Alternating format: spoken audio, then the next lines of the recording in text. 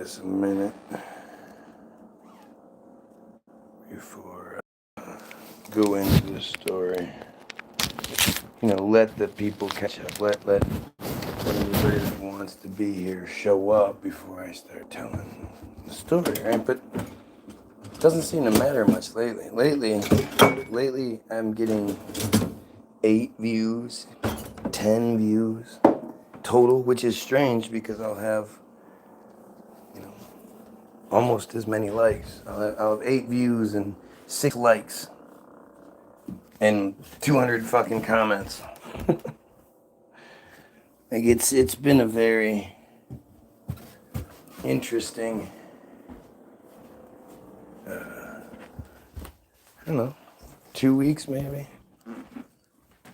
Whatever they've done with this new tactic of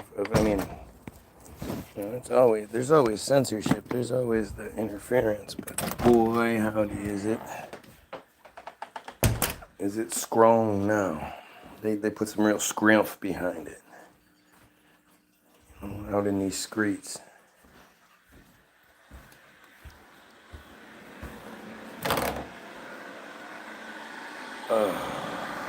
But yeah, so yesterday,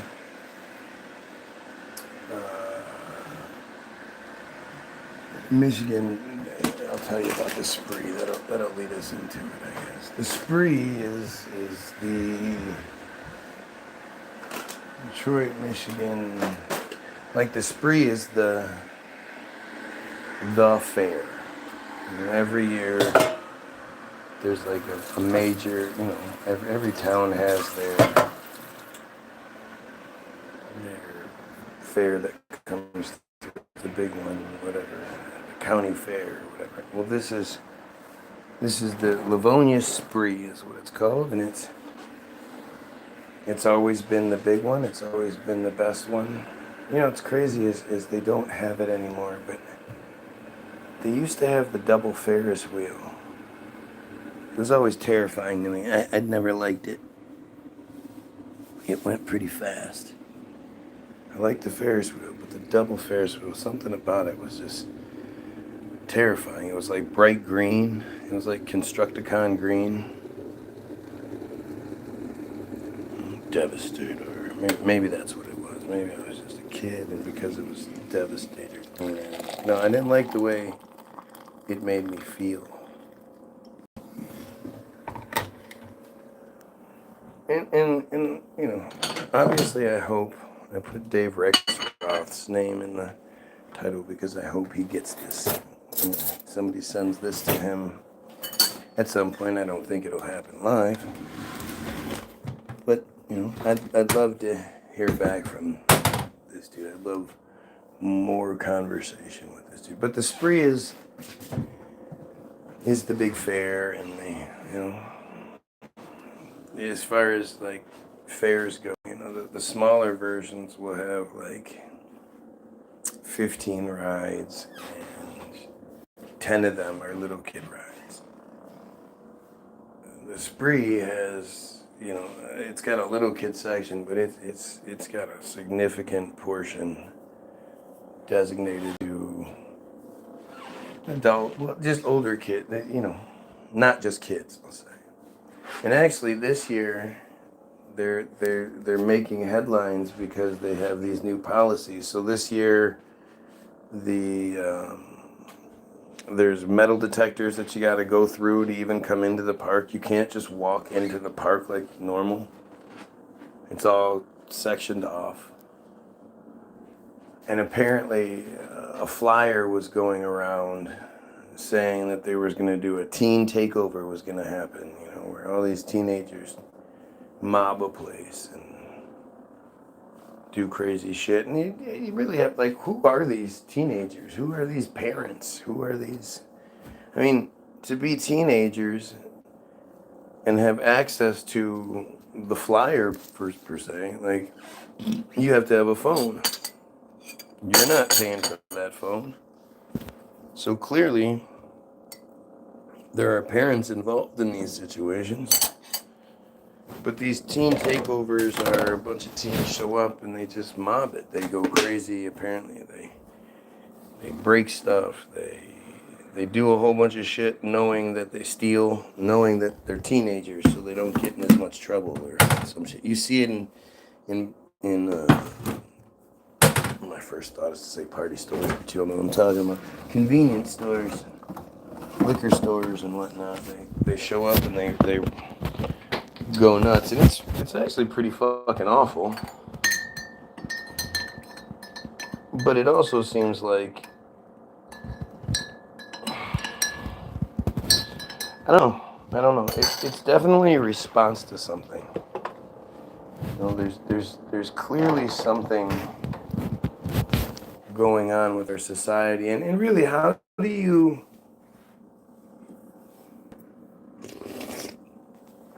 chastise the teenagers of a country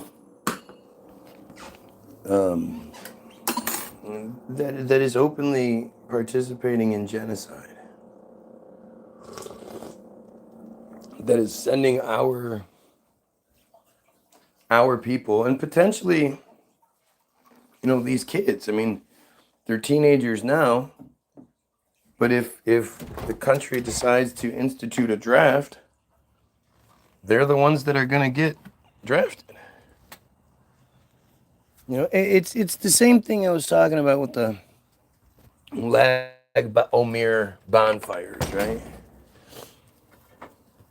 Where apparently the Israelis some Israelis with initiative is what it says.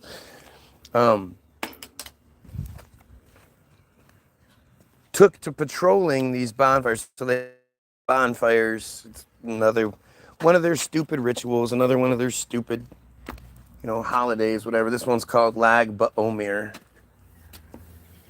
and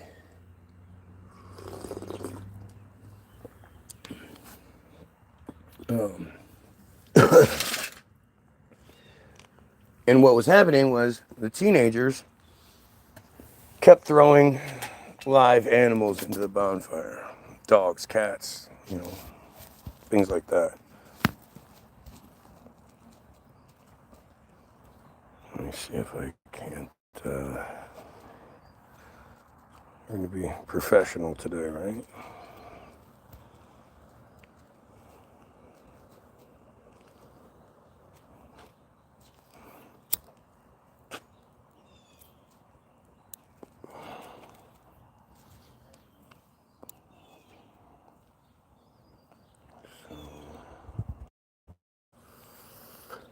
What playlist do we listen to today? We'll go with unreleased songs playlist. We can do the impossible. We do it every day. The things once thought illogical, we prove and prove it. The lines we saw as nautical are now redrawn in space. Uh-oh. He's getting fuckered with already. That's interesting. So, Lag BaOmer is a Jewish holiday that is celebrated on the 33rd day. It's interesting how much 33 actually appears in their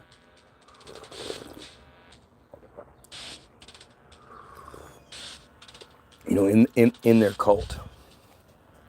33. I read something else yesterday. I can't remember what it was, but 33 of this and 30. You know, it's actually interesting. But it's a fire where they make big ass bonfires and shit like that. But customs and practices, while the counting of Omer is a semi-mourning period, all restrictions of mourning are lifted for Ashkenazism on the 33rd day of Omer. Right? I love this picture that they use. It says Israeli boys collect wood for a Lag BaOmer bonfire. They're collecting wood. That sure looks like fences and stuff. That doesn't look like sticks. That looks like somebody else's property. And knowing them, that's what it is. They attack somebody. They attack the settlement. So, but I want to read this one part. Due to incidents involving teenagers who threw live animals in Lag BaOmer bonfires, a group of Israelis with initiative took to patrolling bonfires to prevent this cruel misbehavior. I mean, just such a weird joke, right? Like, what? And these bonfires are taking place all over the community, so I doubt they're successfully patrolling and policing all of those bonfires. But the point being that you have the group that is gets the most favor, the Semitism. Semitism is policy or predisposition favorable to Jews. So these are the people who obviously control Hollywood and all these other banking and government, and these are the people with the most advantages. And yet, for some reason, their children take immense joy in throwing live animals into a bonfire. Like, have you ever seen? Have you ever had that thought? You know, you're at a bonfire and you're like, man, I wish there was a kitten here I could throw into it, or a puppy. Or does anybody ever think like that? So to think like what? Obviously, if it's happening in multiple places, like the thing with them is they love to act like, even though something is there's multiple examples of something very specific happening, being done by different people in different regions, but always the same, you know, the same ritual, the same things are spoken, the same passages are whatever.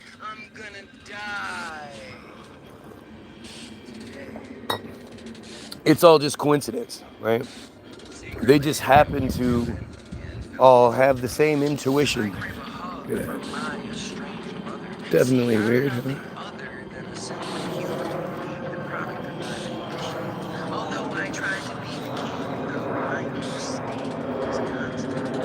But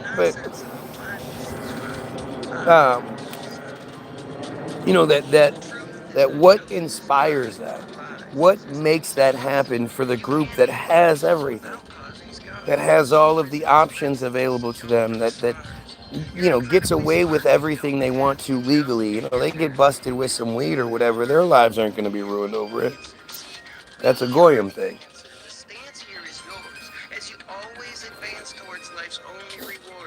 71 girls emerged from a sewer system, and everybody's like, "Oh yeah, it's nothing. Don't worry about that. Let's go away." And so you see this, like,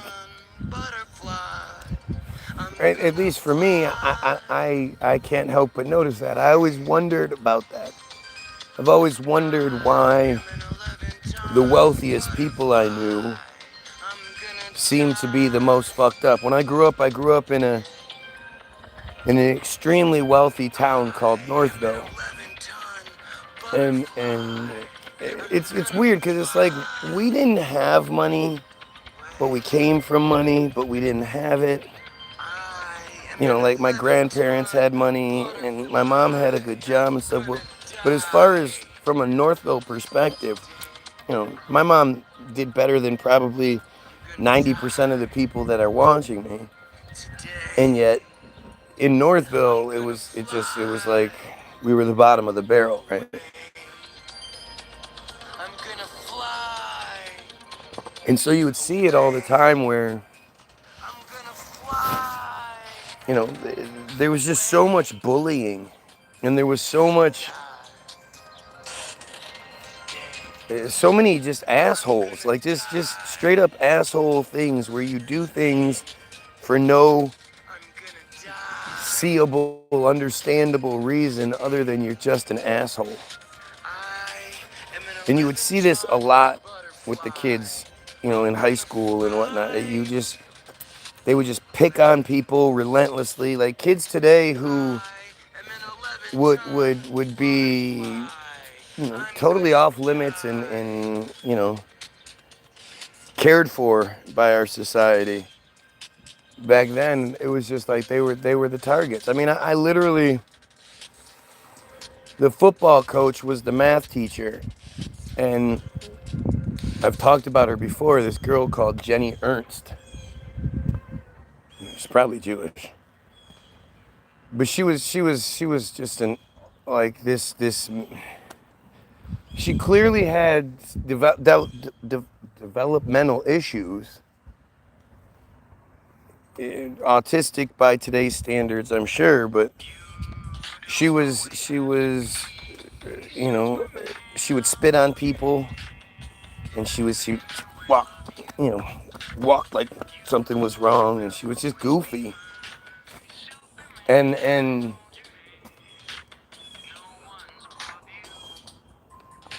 everybody would tease her, and even we sat at the cool table in the math. Our math classroom there weren't desks. It was a bunch of tables, and we would all just sit like 5 at a table and whatnot. And we were the cool table, and one of the kids at the cool table, I remember, we did have desks in the classroom as well, but I think we didn't have tables. We would pull the desks together. I don't remember, but his name was Dave. Dave tipped over Jenny's desk with her in it, and everybody laughed, and the teacher was like, knock that off. Like he didn't get in trouble for it, right? That was the type of school that we went to. That was the type of mentality that existed. It was a really fucked up, super racist place. A bunch of old money, and a lot more Jews than I realized. It wasn't a thing back then, so I didn't know. Like, my kids would notice, whereas, back then we weren't even allowed to. We were still getting that month-long lesson plan every year about the Holocaust and why we can't talk about them and all this other shit, right? And so, look at that shit. So there was always the negative, right? The really, really negative was just always under the curtain. And, these were all kids who just got fucked up all the time. And, they had the money to be able to afford it. So the drugs were plentiful. And it was just an interesting place. And you would think, like I always thought, you guys have all this money. You guys come from this money. Your dads can get you into anything they want to and get you out of. I knew guys who would get busted for crazy shit and nothing would happen. There was a guy called Stu Evans who his dad owned Stu Evans Chevrolet, and he would have new cars all the time. I remember he got carjacked one time buying drugs on a Friday. And on Monday he showed up in a brand new fucking ride, like everything was okay, right? But it was always just strange. Like, I would always think, like, why is it the kids with everything are the worst? My friends were the poor kids. They were nice. The poor kids didn't act like the rich kids. They didn't have that sense of entitlement and that weird sense of ownership, like their money was from them. It wasn't from their parents. It was from their hard work. Really weird. And so, with that same thought process, you think, like, these Jews, they have everything. They have all of the favor, like, literally on the books, they have everybody believing that you can't be anti-Semitism because that's as bad as, there's nothing worse than anti-Semitism, than policy and predisposition favorable to Jews. Like literally on the books, favoritism is demanded for this group. So why would a group like that, especially if you then take it to the next level with their own arrogance and say, you guys are the chosen people. You guys have, you guys are favored by God, and, your belief structure is supposed to be blah, blah, blah. We all know it's Mishnah Nada, which sort of feeds into my point, but, we're told that they're the best.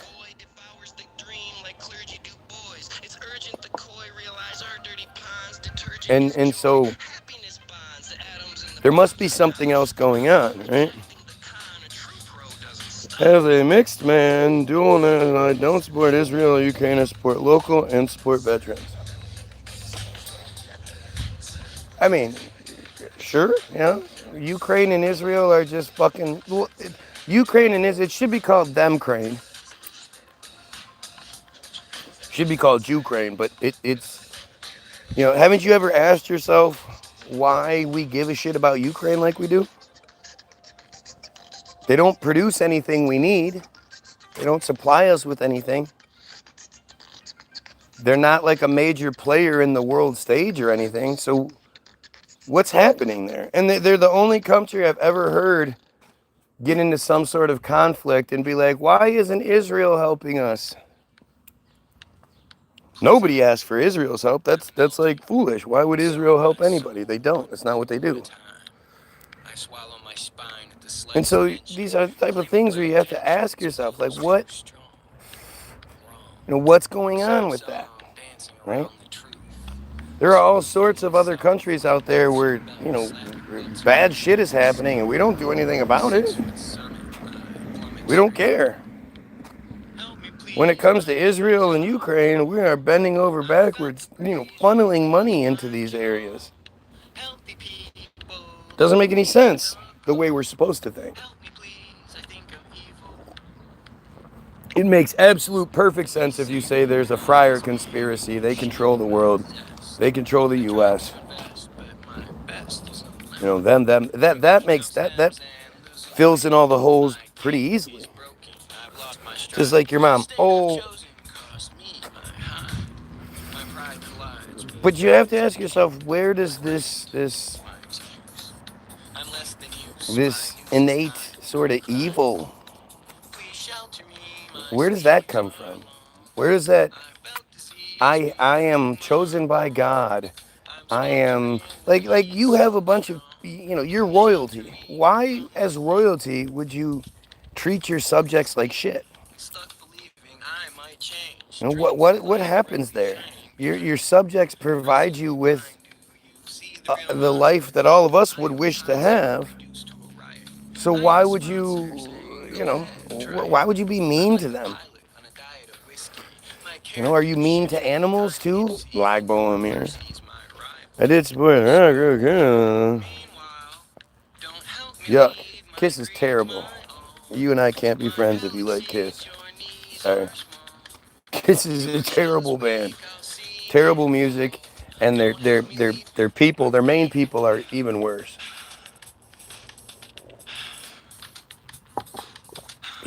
Gene and Paul. Those are some awful people. His wife was hot though. Shannon Tweed was hot back in the day, boy. But I mean, think about how silly Kiss is. Like if you line them up with ICP, it's very similar. Black guys don't get to do that. Black guys don't get to create a I don't know, space clown perspective. Like so stupid. Just so stupid.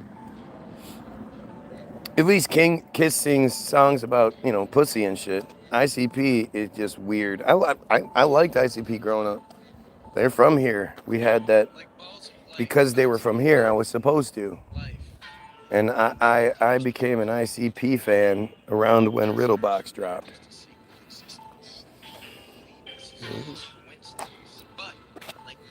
Well, when Riddlebox dropped, yeah. Hey, baby, I heard you lying to free.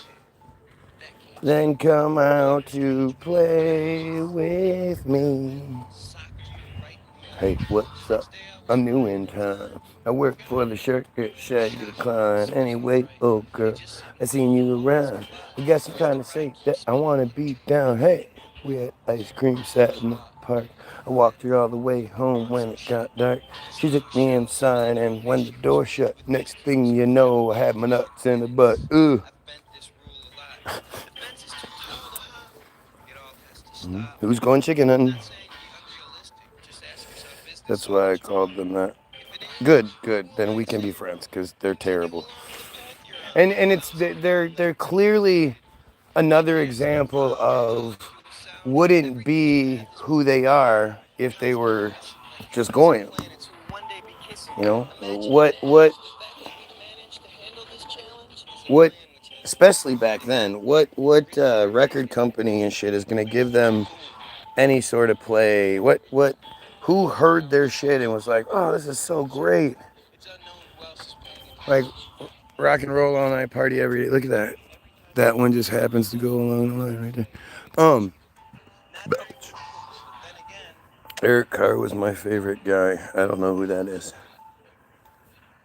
Um, but back to what I was saying. The whole why do the top of the heap? Why are they always so shitty? Right? And that goes back to Lagbo Omer. Why would they who have everything be throwing live animals into bonfires, so much so that it's mentioned on Wikipedia, right? We took care of it. It's mentioned on Wikipedia, but they took care of it. You know, it's like Mishnah Nada, right? Bestiality was such a common thing that it had to be put into their belief. If he rapes an animal, then that animal can no longer be sacrificed on the altar, and you should put it in a pit and throw stones at it until it's dead.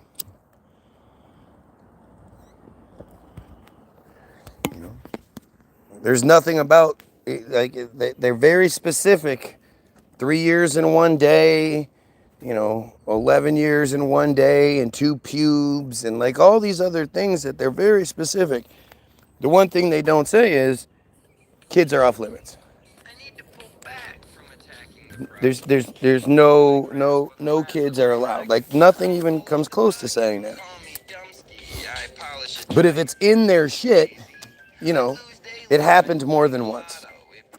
If they feel the need to mention it in their forever book, it was happening a lot.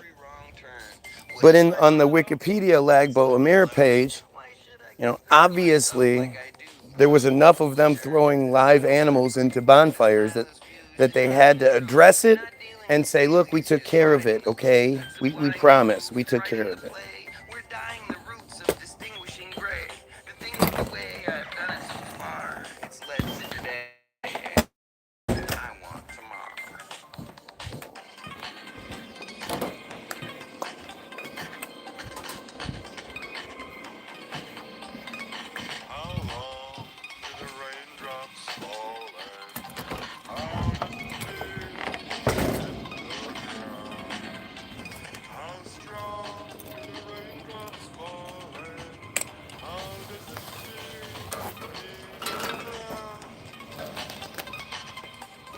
Sorry, just maintenance issues here, maintenance issues.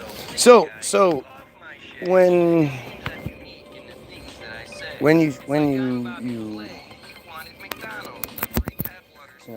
I look at things, I ask these questions. Why what are they experiencing in their lives that makes those thoughts come to their heads?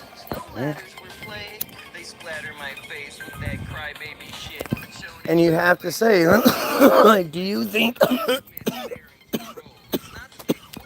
somebody with violence, rape, violence in their hearts, in their who they are, do you think they didn't experience that growing up? Is that does that make sense? You know, it's like sort of like pretty commonplace that kids that grow up in abusive households tend to abuse their kids. Kids that grow up in households where, you know, the parents do crazy drugs and shit, those kids grow up to be drug users a lot of the time. Not every time, but a lot of the time. And you know, when you do see a kid who came from all the money and opportunity, but then they still become drug addicts, it's like, why did that happen? That's kind of weird, blah, blah, blah. Only to find out later that, oh, yeah, well, they were assaulted. Oh, yeah, behind closed doors, their dad would get drunk and beat the shit out of their mom. You know, their dad fucked with them when they were kids. Some kind of shit like that. That you don't tend to see people that grow up in fully supportive, financially secure, stable, you know, everything works out well households. Those kids aren't the ones that end up being, you know, the serial killers and shit like that. I mean, again, it does happen, but it's not nearly as commonplace. And so when it comes to the Lag BaOmer bonfires, you think like, what could you possibly experience in your life that would, one, make you think it's okay, but two, make you want to hurt something so badly? You see somebody else do it and you go, oh, that looks like fun. I want to throw an animal in there now. Like, I think if most of us saw somebody throwing an animal into a bonfire, we'd lose our shit, you know. We'd go try to stop it. We'd go intervene. And so we have to start looking at things more, you know, more logically, I guess. I mean, include the emotional aspects, but like, think about it. Don't just respond. And so, you know, we go into the Lag BaOmer, blah, blah, blah.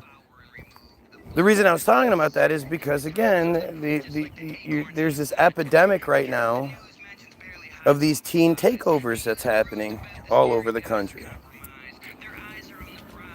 And, you know, most people, like, it's interesting to see how white people are responding now that it's not inner city black kids, Mexicans, like you always sort of told yourself. Now it's kids of all spectrums, all everywhere, are joining together to do these things where they're not, you know, they're not going, hey, that's just a guy working. That's somebody's store who worked very hard to get where he is, and you know, you're gonna fuck up his livelihood by doing this shit. They don't think like that. Nobody, none of them. And even if one does, you know, his fear of getting ostracized by the group or even attacked by the group takes over, and you know, they stay quiet. And I'm just assuming that you know, there are those that are speaking out or have those feelings. So what is it? What is that? What experience are they having that are making them so apt and capable and, you know, doing, I mean, just partaking in these horrible things, these horrible teen takeover things? And just, you know, look, we're having the teenagers that are growing up, that have been children, growing up in this Trump regime. I mean, we've basically had Trump for the last fucking 20 years, you know, whether it was him doing, stop it, doing, weird shit when it came to Obama. Hey, Tula, stop it. They're acting in ways that are. I'm a white person. Who cares about white people? Yeah, no, you're racist. Most of you are. Most white people are extremely racist. They just pretend like they're not. Tula, stop it.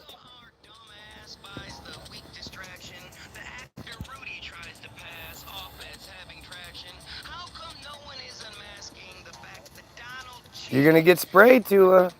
You're not gonna like it.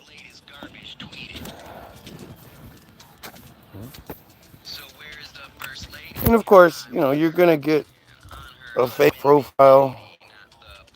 Right? Let's see. Joined 18 years ago, has 12 subscribers. Leave it alone. What are you doing? Stop it. This isn't a person who will out in their regular life is going to be like, yeah, I'm racist. This is somebody who's going to be racist in this kind of situation, in a protected situation. But it's another great example. Like, again, these white guys, they have all the advantage. They had privilege. They had white privilege, for sure. And anybody that denies that's just fucking dumb.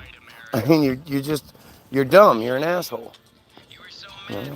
You don't understand what white privilege is. You think it's, oh, you get to go and get a free coffee at the coffee shop. No, it's not what white privilege is.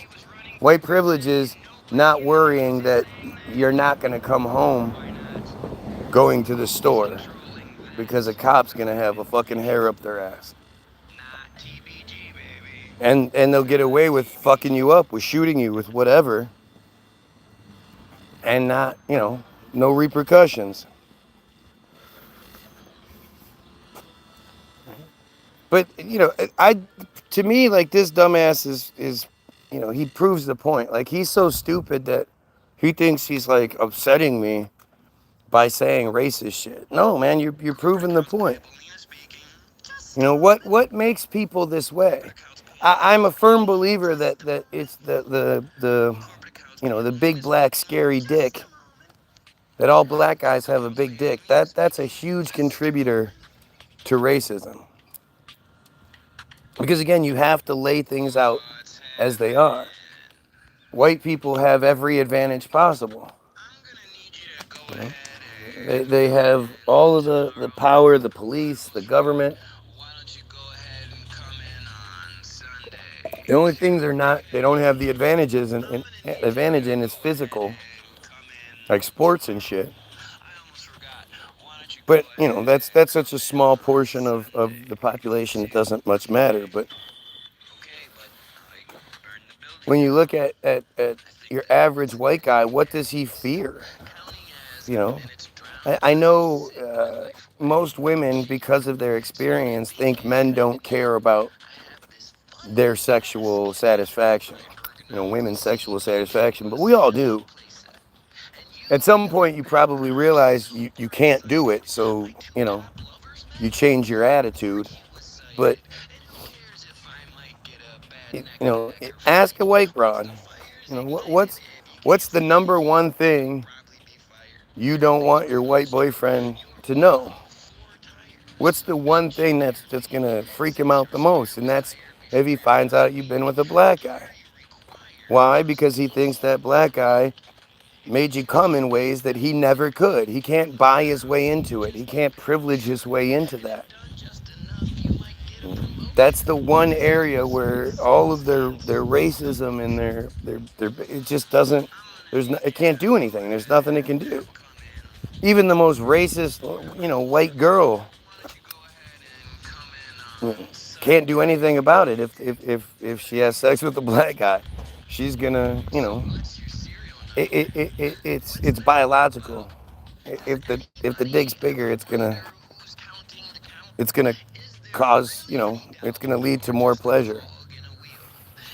And the thing is, not all black guys have this huge cock, but most white guys have a tiny cock. And not just like average, but tiny.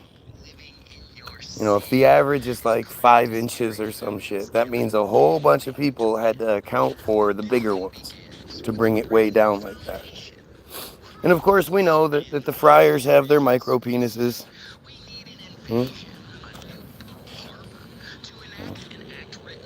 The friars have the micro penis, and that affects a lot. But with white dudes, I think so much racism is birthed is founded in that.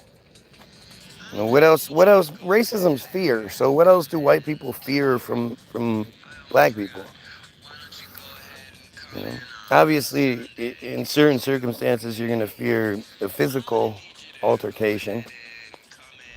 But from a societal standpoint, white people are not worried that black people are going to suddenly take over. It's just it's not a fear they have, right? And you see it in these comments, right? Look at how stupid these responses are. They're just dumb.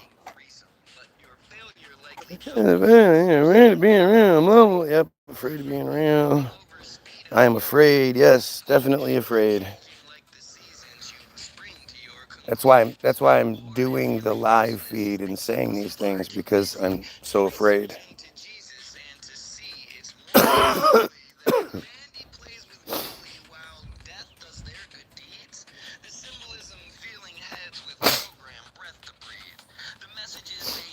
And so you know, when you start breaking things down and looking at them, you get more of an understanding instead of just reacting and going with the flow or whatever it may be. And so when it comes to these teen takeovers, again, you have to ask what's going on, right? You have to ask yourself, what are these teenagers growing up in that are making their brains think this is okay? And damn, look at our fucking country. Look at our piece of shit president. Everything Israel. I mean, at the end of the day, Israel only exists because of a takeover. An entitled group decided that they wanted it, manipulated things from the top, and then took over violently. And they're still doing it to this day.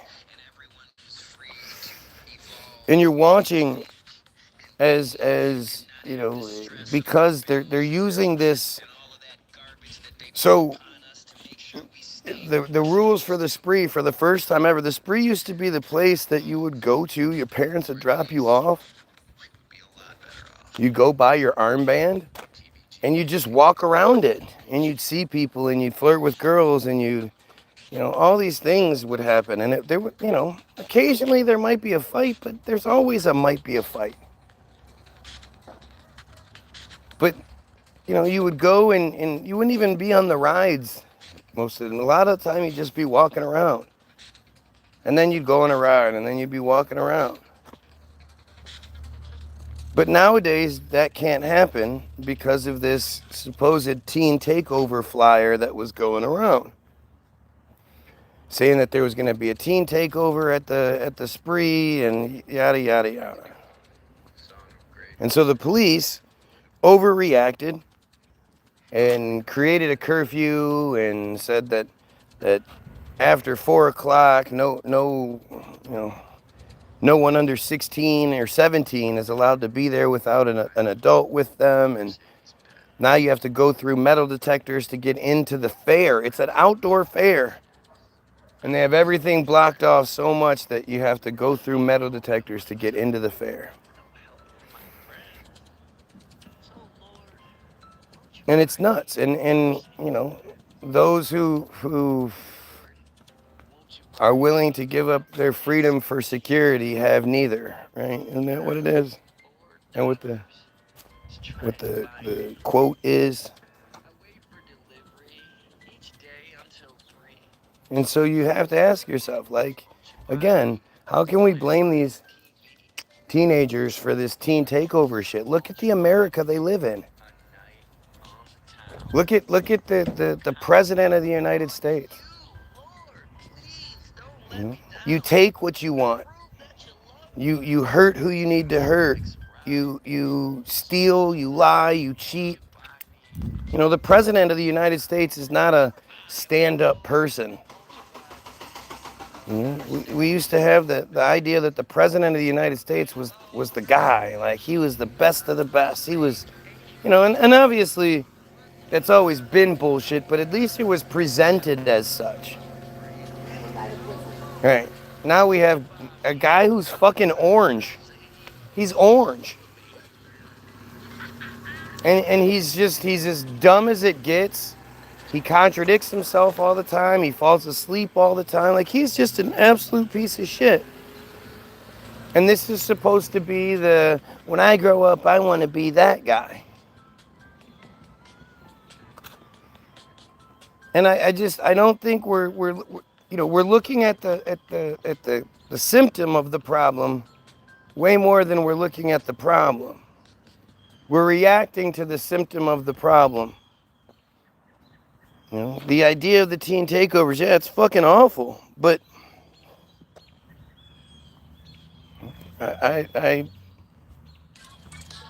it makes sense. It's fucked up, but it makes sense when you look at what these kids are bombarded with. I'm sure a lot of them don't have a very bright hope for the future. And if they look at it, if they have parents that are even slightly aware, you know, it's kind of scary.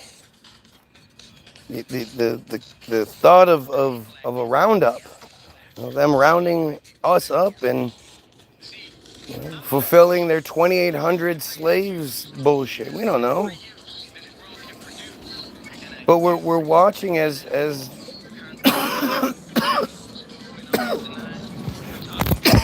you know, the worst of the worst is happening, and it's the supposed good guys doing it. Hi, Getty boy. The little Getty boy.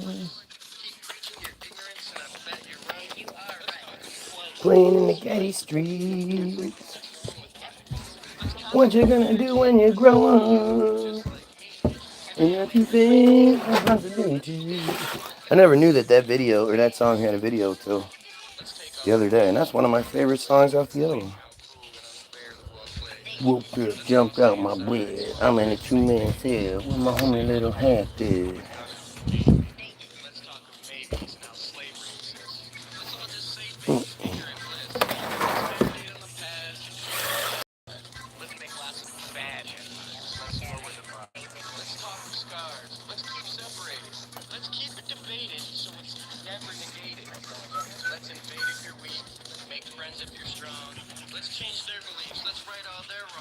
I mean, it's all pretty, like, obvious, right? It's, you know, what do you think is going to happen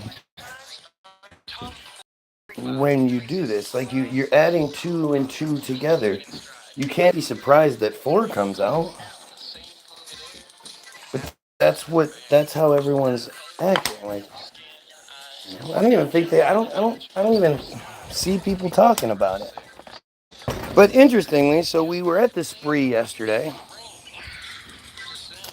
and let's see, actually, of course, we have the pedophile friars are here today, guys. Interesting, isn't it? We have pedophile friars here again.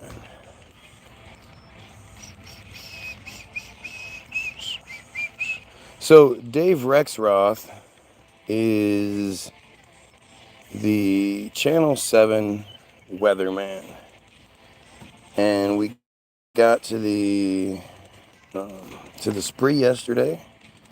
We were doing our thing. Actually, we had just gotten there, to tell you the truth. We got there, we went through the rigmarole to get in, and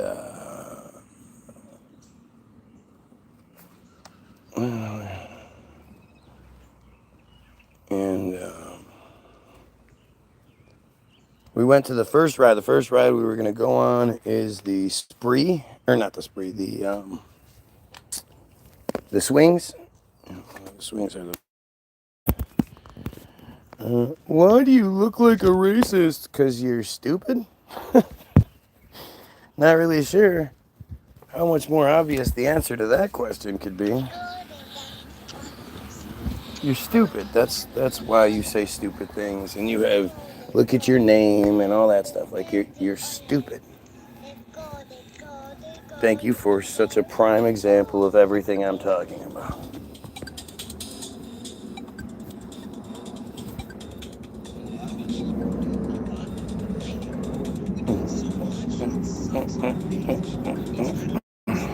All right.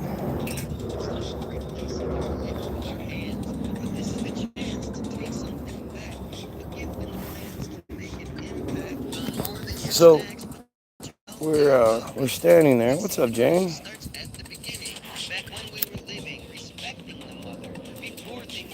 Your eradication is the topic it always is.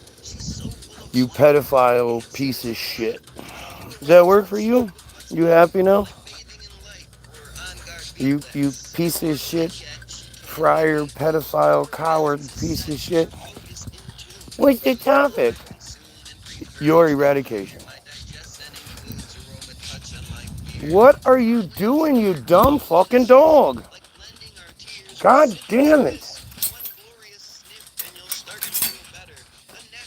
What are you doing? You bad girl.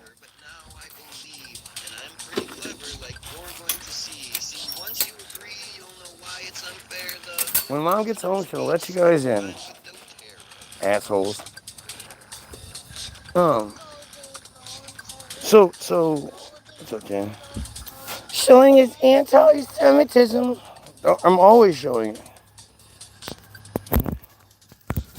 Yes, imagine waking up with this much well-deserved hatred in your heart. Imagine waking up every day and being like, yeah, I'm a pedophile, so what? Yeah, I support pedophilia and I encourage it, and everything about me is wrapped up in this pedophile identity. And I'm the victim. I am the victim. God damn it, I am the victim. They're so stupid. But that's what sort of happened yesterday. So we're standing in line. My kids are standing in line, and I'm talking to my wife. We're off to the side, and I'm like, hey, why is that guy talking to our kids? And we're looking for a second just to see like what's going on. And we realize, oh shit, he's about to do an interview. Oh, it's a news guy. And my wife goes over and kid does the interview, and then my wife gets interviewed by the guy. And I recognize who he is and everything. And he's actually this guy who 12 years ago, he was lighting fireworks off, and one blew up in his face, came up and hit him in the eye, blew up his eye, he said blew up his eye. He has a fake eye in as we speak. He seems like a nice guy, seems cool, whatever. So it was him and a cameraman, and they were basically just using phones and a small little mic. But after they do those two, they come over to me. I'm just standing off to the side, and my wife introduced me, and this is my husband, blah blah blah. And he goes, well, do you have a question about the weather? And I'm like, yeah, no, you don't want to talk to me. He's like, no, what? I say, well, I'm gonna talk about controversial stuff. And he's like, no, I'm all for it.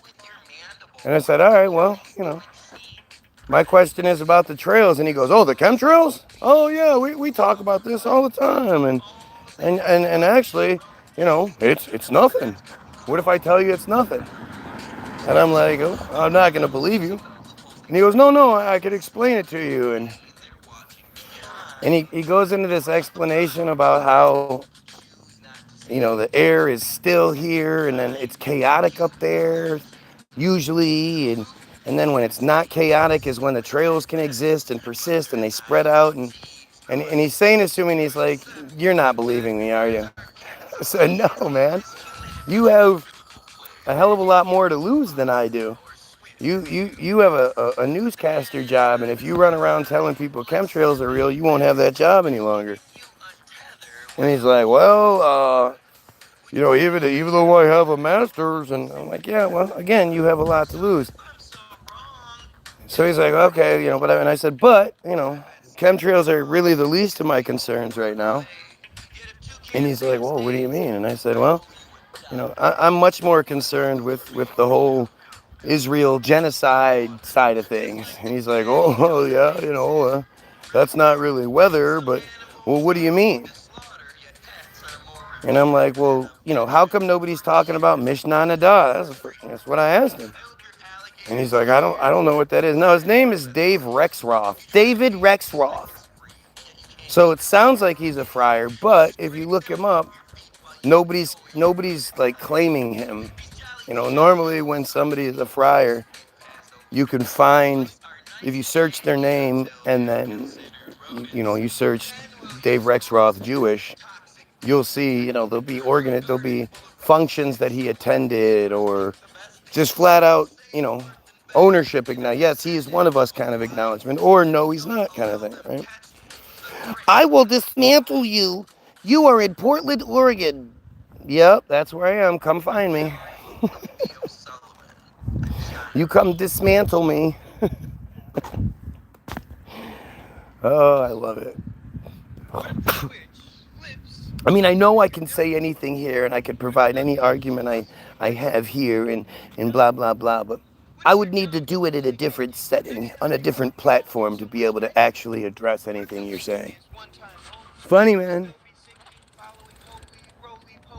So we're talking about chemtrails.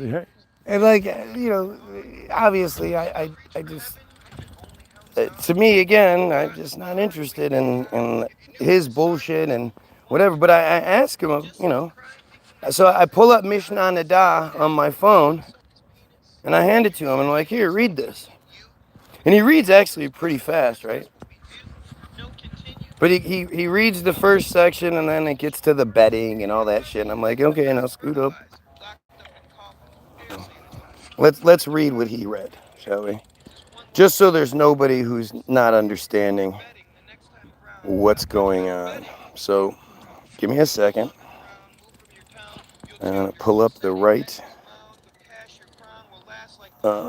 links, or the right page here. Search Mishnah Nadah.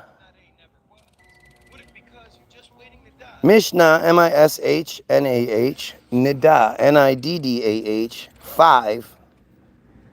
And I'm going to go to 5:4. So here is the Hebrew text of what we're about to read. Okay. And here's what it says in English. And this is what I handed him. A girl who is 3 years and 1 day old, whose father arranged her betrothal, is betrothed through intercourse, as the halachik status of intercourse with her is that of intercourse in all halachik senses, meaning ownership takes place. And in the case where the childless husband of a girl 3 years and 1 day old dies, because she's 3, 4, 5, 6, 3, 4, 5, they don't have children. You can't have children at that age. So of course, when her 40, 50, 60-year-old husband dies, she's going to be childless, right? If his brother, the Yavama, engages in intercourse with her, he acquires her as his wife. And if she is married, a man other than her husband is liable for engaging in intercourse with her due to violation of the prohibition against intercourse with a married woman. Married woman, the 3-year-old.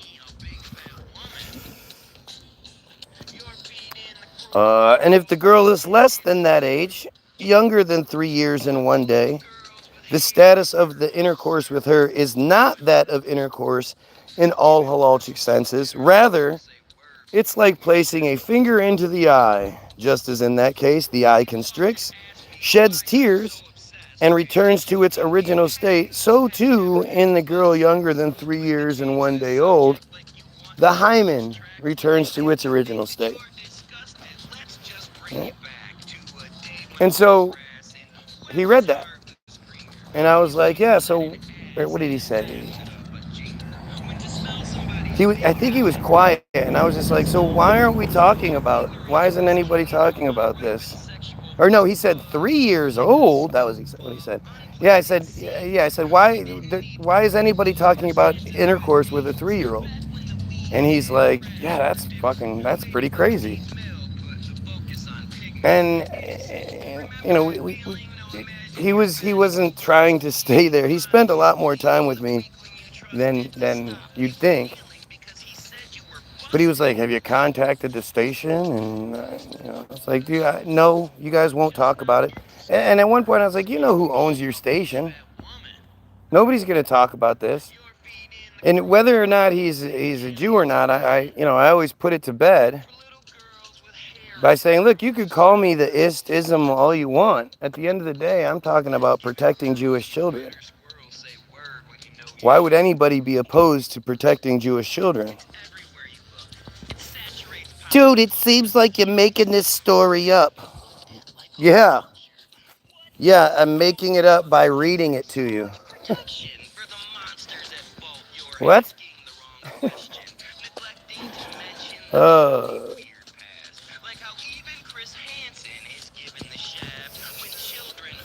You're probably going to lose your job today. There, THERE, Jews. What the fuck are you talking about?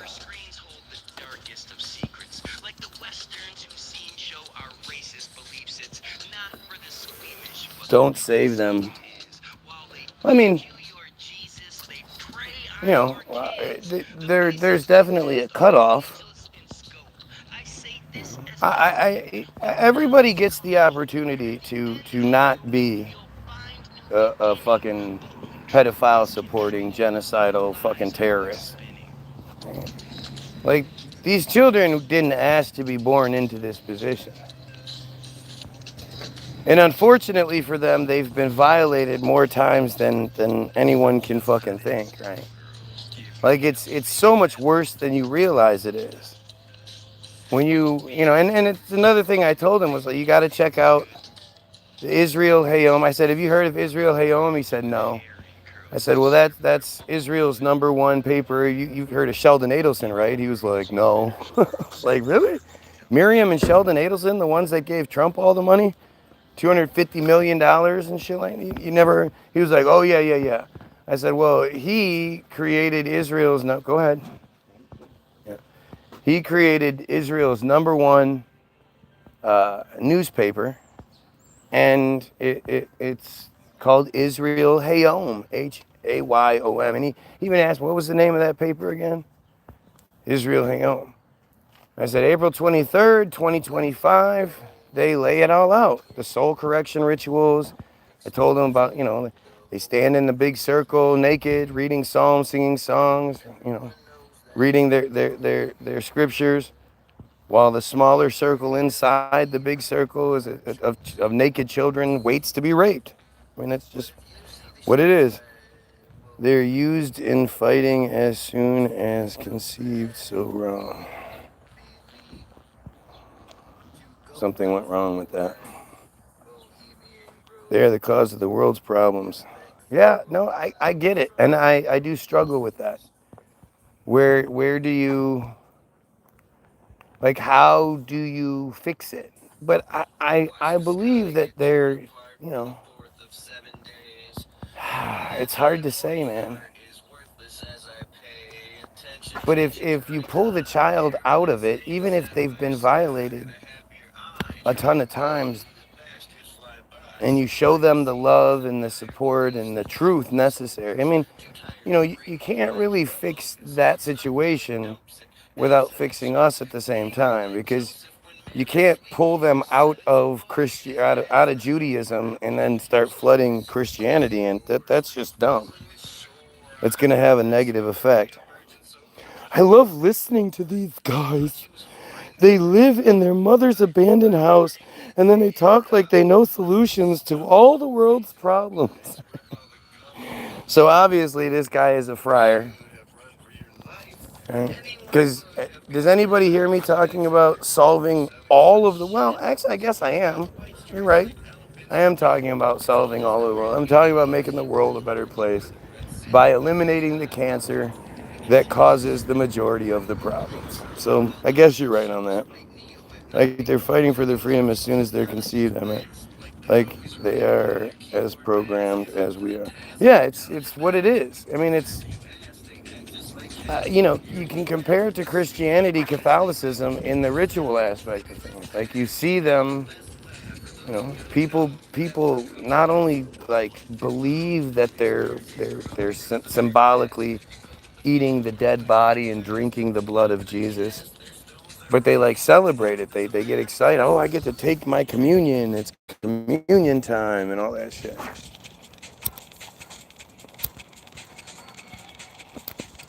And it's not like we're like that, in any other circumstance. If you said, hey, this is the body of a human and the blood of and their blood, nobody would be like, ooh, give me a fucking... Most of us wouldn't be like, give me a big old slice in a glass, right? We'd call it weird. But when it comes to the programmed ritual aspect of things, I mean, think about it. What does the baby think? I always wonder what babies think anyway. I mean, they don't speak a language, so what are they thinking? How do they think? If you can't communicate, if you don't have the words to put it into, like, what do you call your mom before you think in that's mom? Mom gives me the milk, blah, blah. How does that whole thing work? It's weird. It's definitely weird.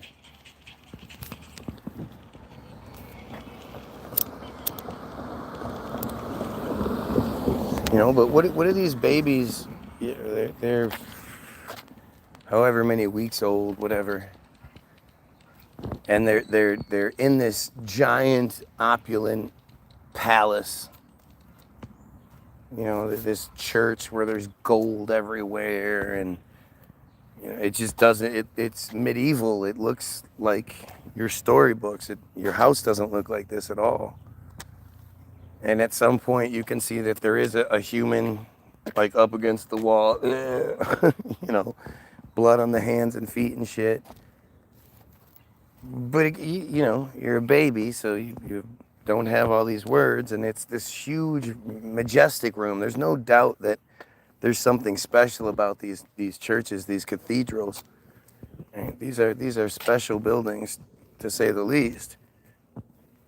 And you're this baby who is all the attention is on you. You get a lot of attention, but in this circumstance, like, you're looking around and everybody is there for you.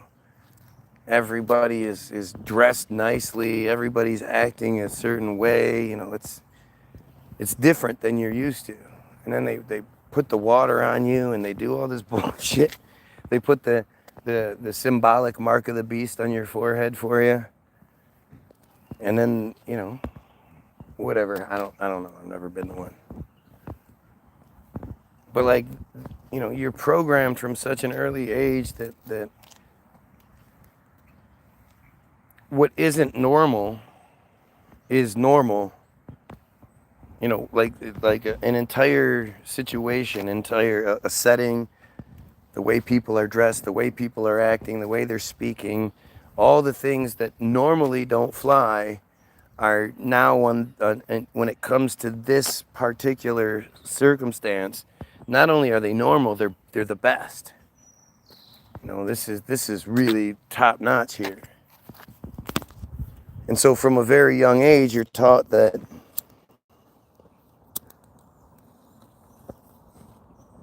you look forward to the day you get to eat the dead body and drink the blood. You get to wear the pretty dress. You get to, all the attention's going to be on you again. And you just accept these crazy ass, goofy fucking rituals that you would never do in any other aspect of your life. for, you know, the praise, your family, your mom is, oh my gosh, you're my baby, and she's crying, she's happy, your dad's all goofy about it, you know.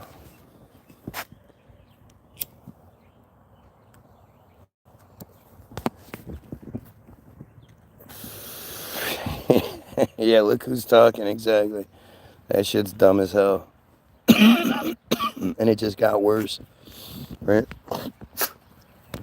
As more and more examples, more and more sequels were made. Terrible. Look who's talking too, with Roseanne. You know, when you look at shows like Roseanne, you don't think about it, but what you see is an entire cast outside of the guy with the Jewish name, John Goodman. Everyone is Jewish. You have an entire cast of Jewish people pretending to be poor white trash, playing absolute stereotypes. And everybody just loves it. Dan. It's fucking nuts. But all these things, like, it's all just it's all part of the manipulation. And like I say, as a baby, and then as you grow up, you're told that these rituals are not only like, you know, all the attention comes your way and all that, but they're a necessity. You don't get to go to the next level unless you do the ritual. You don't get to go to the, you know, you don't get to achieve whatever achievement you get for your communion and your first communion, your second communion, this, that, and you know, these rituals that you get. You know, you don't think of it. You take your baby to go get the fucking the baptism and all that shit. And literally, your book says that the mark of the beast is either symbolically on the forehead or on the hand. And then you let the church put a symbolic symbol, the symbol of the thing that killed your Jesus, mind you, you know, the cross. Like, it's actually pretty fucking goofy. But it's what you do. Mm-hmm. You are the perfect drug. The perfect drug. Right. You are the perfect And so you don't, drug. you know, not only do you not think of these rituals as weird, you think of them as necessities. And your shit is mild by comparison, because, you know, I've literally had them come on here and say, you don't understand, you know, for a Jewish boy to get his covenant with Abraham, he has to go through metzitzia. Like, no, I understand that. I know that's what your book says. Your book says that you, in order to get your mitzvah, which is the achievement, is the blessing, the whatever, you have to do the ritual to its fullest.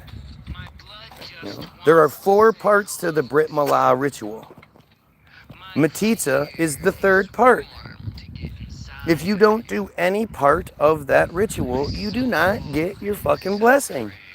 So why even do the ritual? Did you know there is the white pope that we all see, the gray pope and the black pope? Yeah, I know all that shit. But again, there are enough people that talk about that kind of stuff. And what we get out of it is, you know, the watered down Goyim narrative that we're supposed to know. I want to know why the clergy, all the popes, the clergy, why do they all wear yarmulkes? So that seems kind of weird. It seems weird.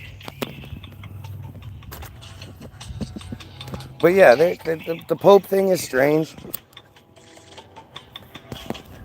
People don't know that when the Pope stepped down 2 popes ago or whatever, he was the first Pope to step down in like 500 years or some shit. Pope Benedict. The reason why he stepped down was because it came out that say when there's a child abuse situation, child rape situation, you know, the Vatican has, we'll call it Protocol 42. Protocol 42 is exactly what the church does in that situation. That's why they're so good at it, because they already have the pre-planned, when this happens, this is what we do. We move this piece, we move that piece, you know, call this person, call that person. Like, they already have it out. You know, it's Protocol 42.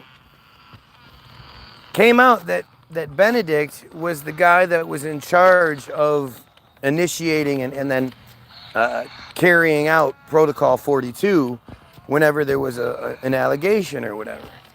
This story was coming out. And at the time, the church had a whole bunch. There was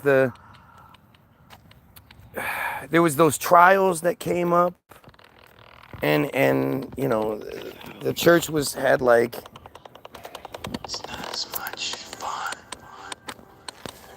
it was like 2,600 confirmed cases over a 10-year period.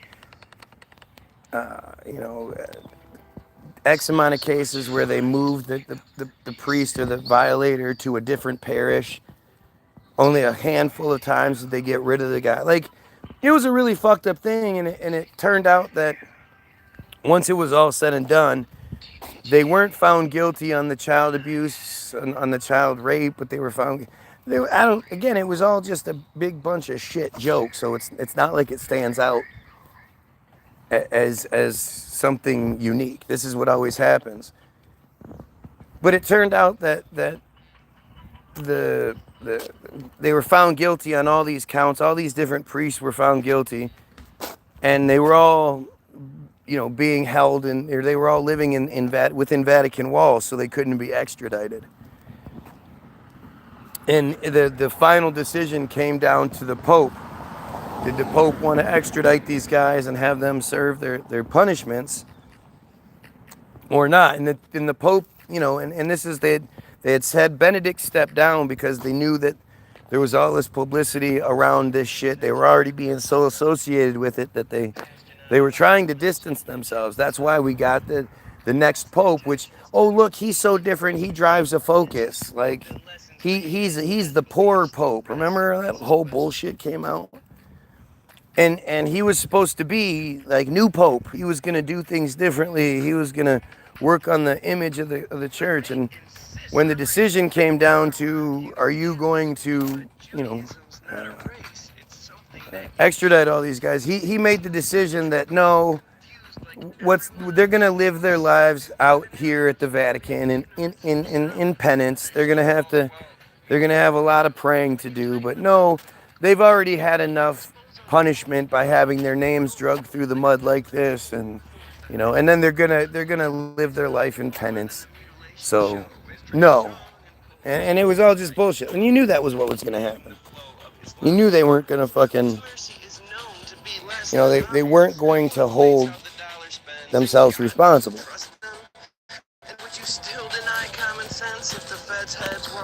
But he didn't actually like step down. He just stepped back and became the Black Pope. And people didn't realize that till he died. You know, then it sort of came out. I mean, you know, some people, me, you know, you knew that that's what it was, but it wasn't a very popular story.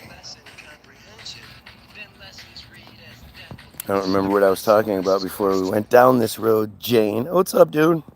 What's up, Matt? YouTube hid this from me, said you weren't live. That's interesting. Oh, shit.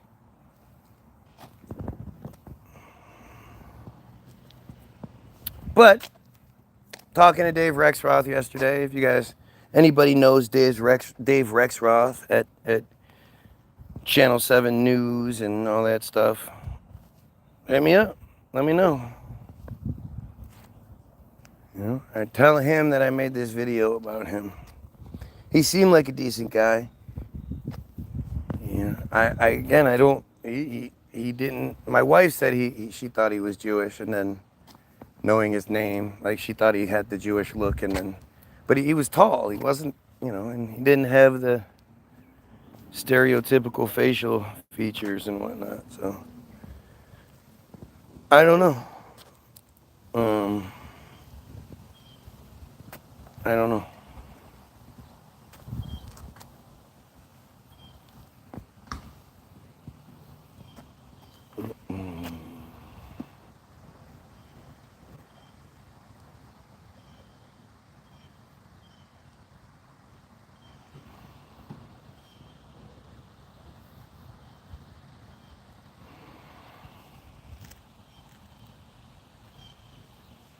What the fuck?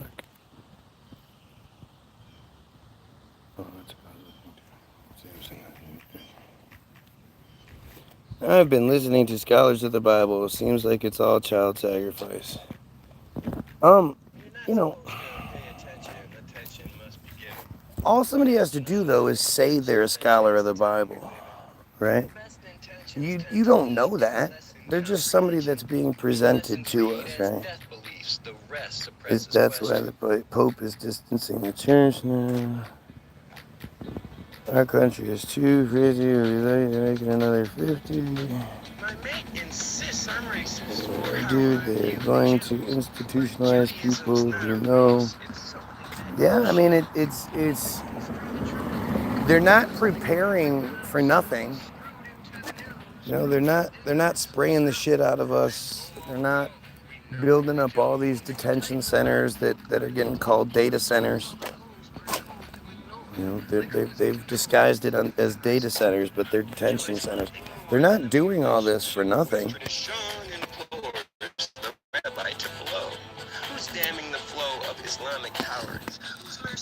And it's I've been scared of 1929 or 2029 for over a decade now. Understanding that they love this 100-year cycle thing, and they're stupid. So you know, this is the script as it's written. It's worked in the past. Just do it again. I mean, I can't believe nobody else is noticing it, but don't you think it's strange how much the Courtney Love and Erica Kirk situation mirror each other? Bozo hates freedom of religion. You're right, I do. Hate it. I hate all religion. It's all just fucking stupid Jewish control scheme, and I'm not interested in it. It's mean. It's all just disgusting, you know. Catholicism, Christianity is created by and for pedophiles. Pretty obviously, right? Religion is a cancer. Yeah, it's a really fucked up thing, and it's very much. It's not like it's a secret. That's the thing that's so crazy to me, right?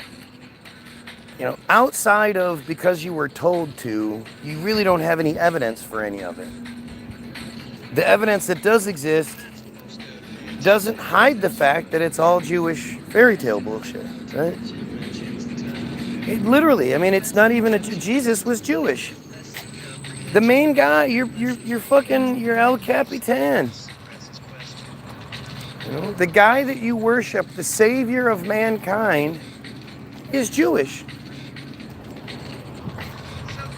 And he, you know, by the identifiable, not like he celebrates Judaism, but from their whole perspective of his mother was Jewish, so he's Jewish.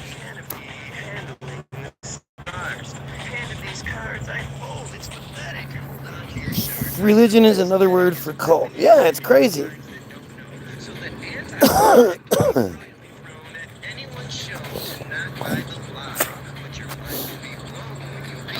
No, it's disgusting how it all works. I mean, and then at the same time, again, ask yourself why some random guy on YouTube with 5 viewers and 5 likes, because that makes sense, 2,600 subscribers, some random guy has all of these Jewish people on here crying about what I'm saying. Why would they even be here? Don't they have other things to do? How would they even get to this page? I'm some random dude in Michigan. And a lot of these IP addresses go back to Tel Aviv. Or they go to Brooklyn or some shit, right? You know, the same ones that consistently post pizza slices? Because as we all know, like, this isn't even a secret conspiracy theory anymore. The pizza slices have been identified as pedophile shit. It's known throughout the hunter world. Like, you ask any of the pedophile hunters, how often do they see pizza emojis? And it's all the time. There's no coincidence. Like, it's not just a fucking coincidence that we're talking about child rape, and these guys who fly the Israeli flag also think pizza slices is a funny gag. Like, who the fuck does it? In the sun, I feel as one. Mary, Mary. I mean, you know, at some point you realize it's all manipulation. So if we know about the person, it's because they wanted us to know about the person. Nobody accidentally gets famous.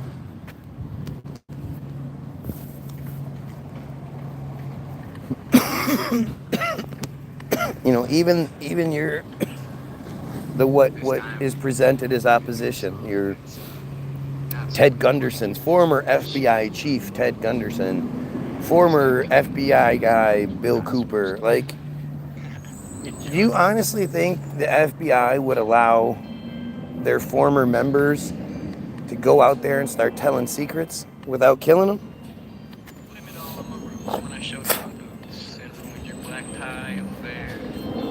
Last one to know, the last one to show. I was the last one you thought you'd see there. And I saw the surprise and the fear in his eyes when I took his glass of champagne. I toasted you, said, honey, we may be through, but you'll never hear me complain.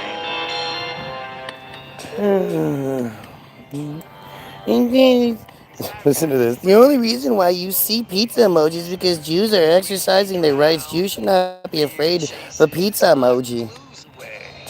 Because of characters like Jeffrey. Like, seriously. Who is like, damn it, I just love pizza so much, and I am so upset that pizza is associated with pedophilia across the board. It has nothing to do with Jeffrey. It's across the board. It's universally recognized as a pedophile symbol. And these guys are mad because they just want to use pizza symbol so much. Because pizza is such an everyday part of their life. They're so upset. And it just happens to be, while we're talking about raping children, how they like to rape children, they're taking their power back. Now ask them about Mishnah Nada or Metzitzia B'Pei or anything like that, and they clam right the fuck up. But they are damn determined to get their pizza symbol back, god damn it. You know how stupid you sound?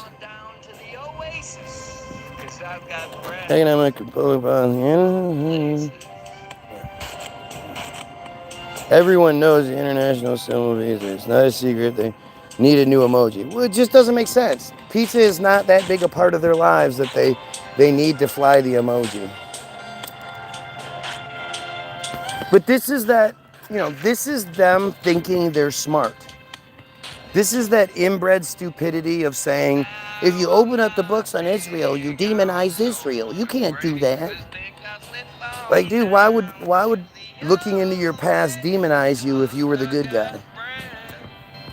But this is just how stupid they are. This is, you know, this guy really thought that was going to be a thing. Like, oh shit, man, he's standing up for civil rights. And Jewish people shouldn't be afraid of using a pizza symbol. What's the stupidity, like, if I was Jewish and I read that and I saw that exchange, I'd be like, oh damn it. Why did he say that? What a fucking moron. What a schmutz. What a schwarzer.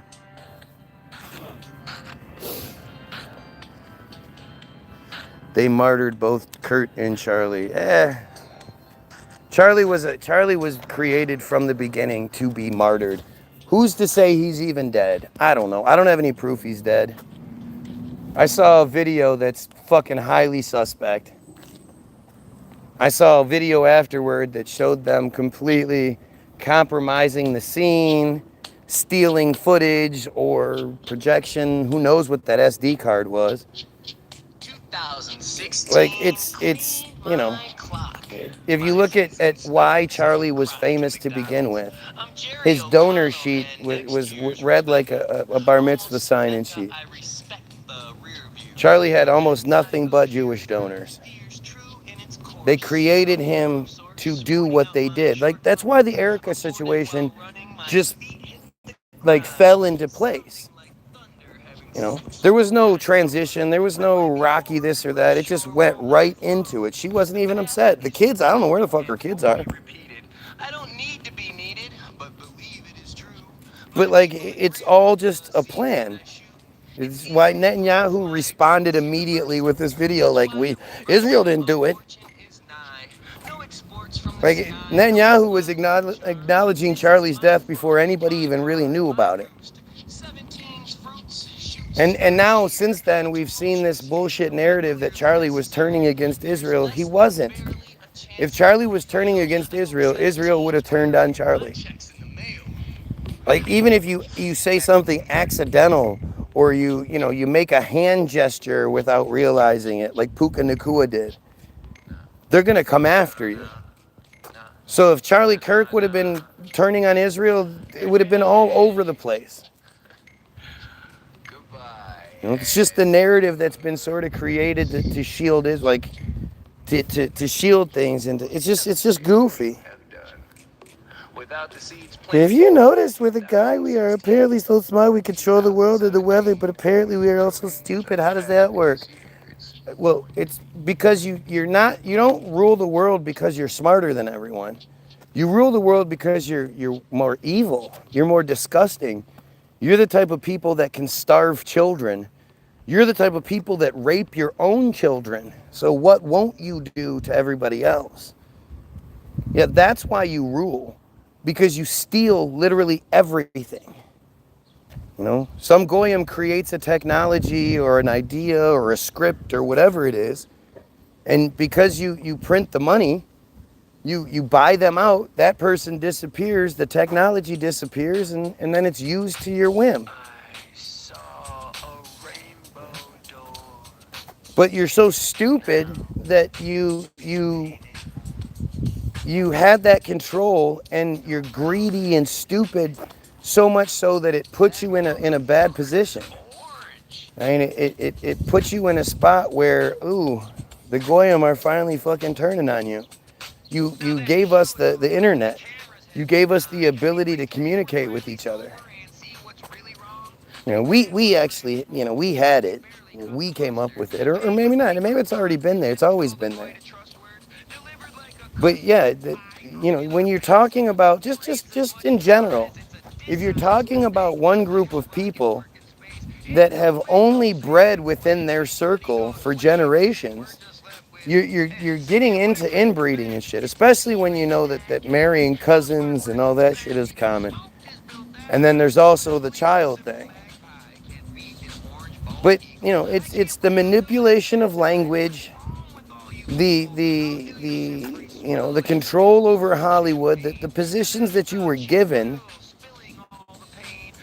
that you've almost lost because of your stupidity. But yeah, no, it has very little to do with your intelligence, because I'm still waiting to come across some intelligent friars.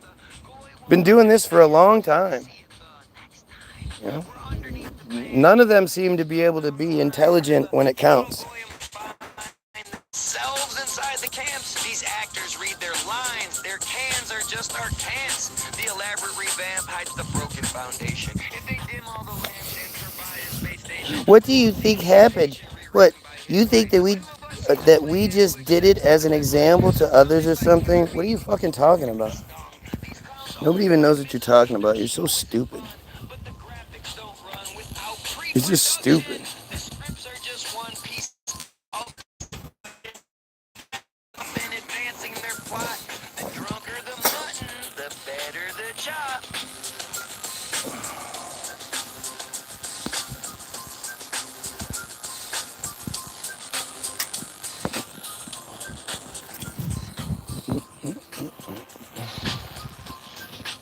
confuse the language. I mean, the thing is too, like, the majority of Goyim are fucking stupid. It's not hard to control stupid people. And when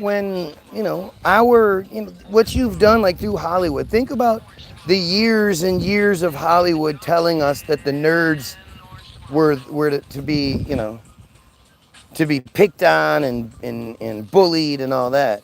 It wasn't until Goyim started to make more and more movies and Goyim started to gain more control that the idea of nerds became cool. Right? But forever they told us that and even to this day, the last thing the kid wants to be is the smart kid. We always say our economy sucks, but no one's asking why. And then you see people like me out there, and you see what gets done to people like me, and you stay away. You don't want to bring that upon yourself. The positions we were given or positions we created. Given. You were given. You don't create anything. You steal it. Like, again, what did you create? Go ahead and list off the creations by these fantastic friars. Most of the stories, like, especially when it comes to Hollywood, the history is that they just somehow had it. They just had the projector. They just had the technology. It wasn't like, how did they create it? Where did they create it? What did they use? What did they base it off of? They just had it.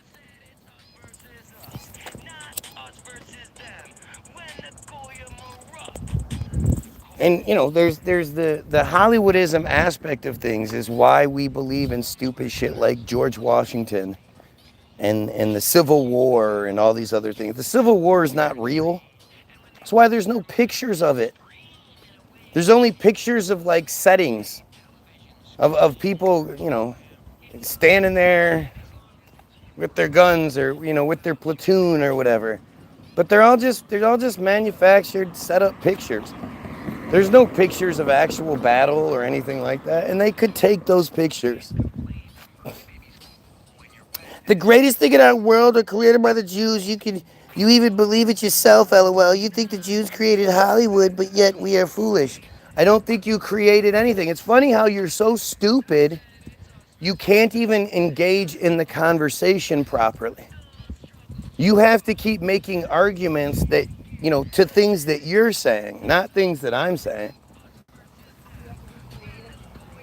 Right. You're not creative at all. Hollywood was given to you. It's just what it is. There's a real something happened in our history, and the chosen were given their position.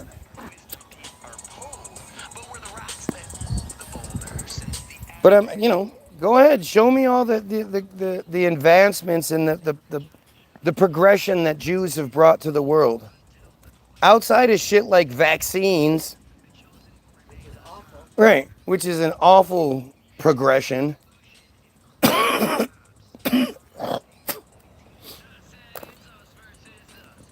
They don't want people to see their brain, to use their brains. No, of course.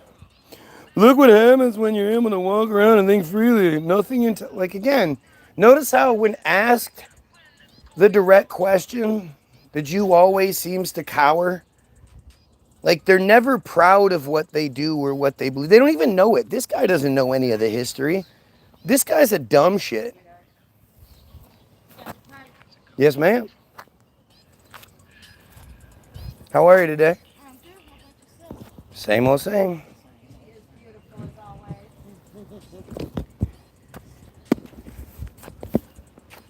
Oh, here, I'll just put it. Yeah, I'll put it on the tray. The lottery ticket is old, so. It's all good. Thank you. I appreciate it. Yeah. Always. Is that a winning ticket? Hell no. I'd have been cashed. Right. She wouldn't be here. Hell no. I wouldn't even, look, I'm going to tell you. Money is tight, okay? Girl, let me tell you how tight it is. My client, he gone and stop flying. I don't care. I'm going around there and clock in and clock out. Yeah. Good fish my ass. I need this money. Who told you to go? It's not the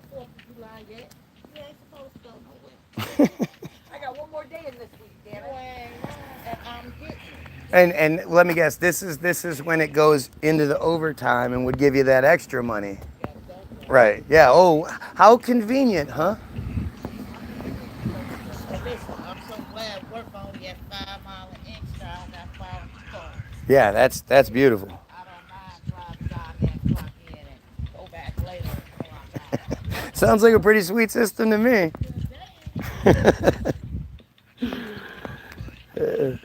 Do you like magic tricks? Do you know Houdini was Jewish? Lots of, who gives a fuck? Look at this dumbass trying to talk about shit like he just can't. He just can't. So, oh look, one of the more famous liars. One of the more famous liars was Jewish. I mean, come on. See, the thing is, one of their tricks is to get us talking about a history that we can't prove anyway. Right? We don't know it. All we know is what they want us to know. There is no, there's no actual history, anything. Our history just likes to blow over the world's fairs. At the time when we're like fresh out of the Civil War and shit like that, we're barely fucking people, supposedly living in fucking shacks and shanties and shit. The world's fairs exist and attract millions of people. And we just blow over that shit like it was nothing. Obviously our history is a lie. It's just a flat out fucking lie. The people 100, 120, 140 years ago were more advanced than we are. And something happened to set this thing in motion backwards. We got too good. I think the show got boring. I think whatever this TV show thing we're in got boring because there wasn't enough conflict. People were working together. People were living in unity. We were building all these magnificent structures everywhere. There wasn't a conflict outside of will they be able to build this building or not. Oh, of course they can.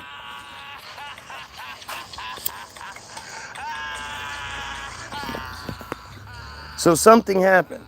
Something where they reset shit. They set things back. And they put these disgusting little monsters in charge. They became the chosen. They gave us our stupid ass Bible and that whole control scheme. Hey, just follow the rules. Don't rock the boat too much. Listen to the Jews in charge. And when you die, you get to go get a mansion up in heaven. Well, not really, because more than likely, you're going to go to hell. How many of you enjoyed sex before you were married? Yeah, enjoy hell. How many of you had sex after you were married for reasons outside of procreation, just to get off? Oop, you're going to hell. You dumbass, you got tattoos, didn't you? You're going to hell. Hey, did you ever go to your neighbor's house or your friend's house and be like, damn, that's a really nice TV. We were thinking about getting a new TV. I think we're going to get one just like that. Boom, you're going to hell. Coveting thy neighbor's goods.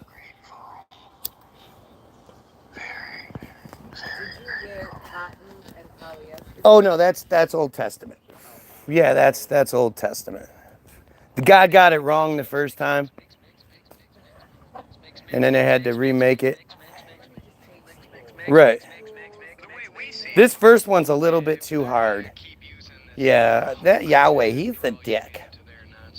Besides, that's the good guy one. We need the New Testament for all you dumbasses. Look at all this stupid shit. We also created the music industry, yeah. It was given to you, and it's a control scheme. Very much. Yes, because he's sneaky. Some of the greatest military tech comes from Israel. Give it to. Tell me what it is. Because it seems like everything that's great about Israel, militarily, is from us.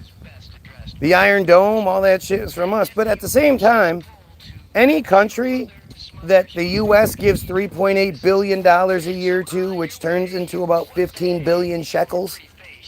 Canada gives $2 billion to. Australia gives $1.2 billion to. Who knows how much Germany's on the hook for? And then all these other countries are funneling money into that region.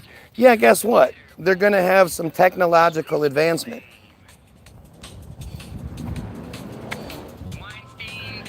None of which seems to make the world a better place. You notice that? Nothing's making it better. You create weapons and shit. But notice how, again, when you say, like, give us some of the creations, the way that Jews made the world a better place, this guy is jumping all over the place, but not actually providing anything. He's like, oh yeah, well, a magician, a magician, and then the entertainment industry that I know nothing about. Someone that friends ended their relationships for, but now your score's nothing more. I've looked into it significantly.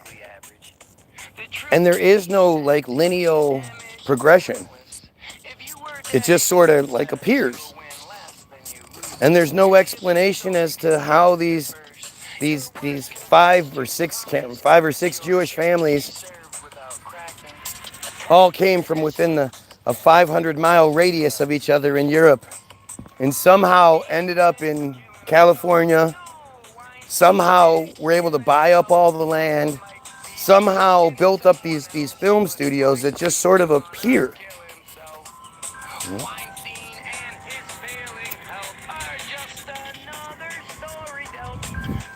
Where did all the theaters come from all over the country?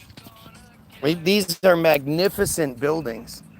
The auditoriums and these I mean, you don't even think about it. Yeah, we know who didn't build them, that's for damn sure. We know who founded them. They founded them. They liked it them, and so they founded them. Well, they founded them, then they liked it them. Then they took it them.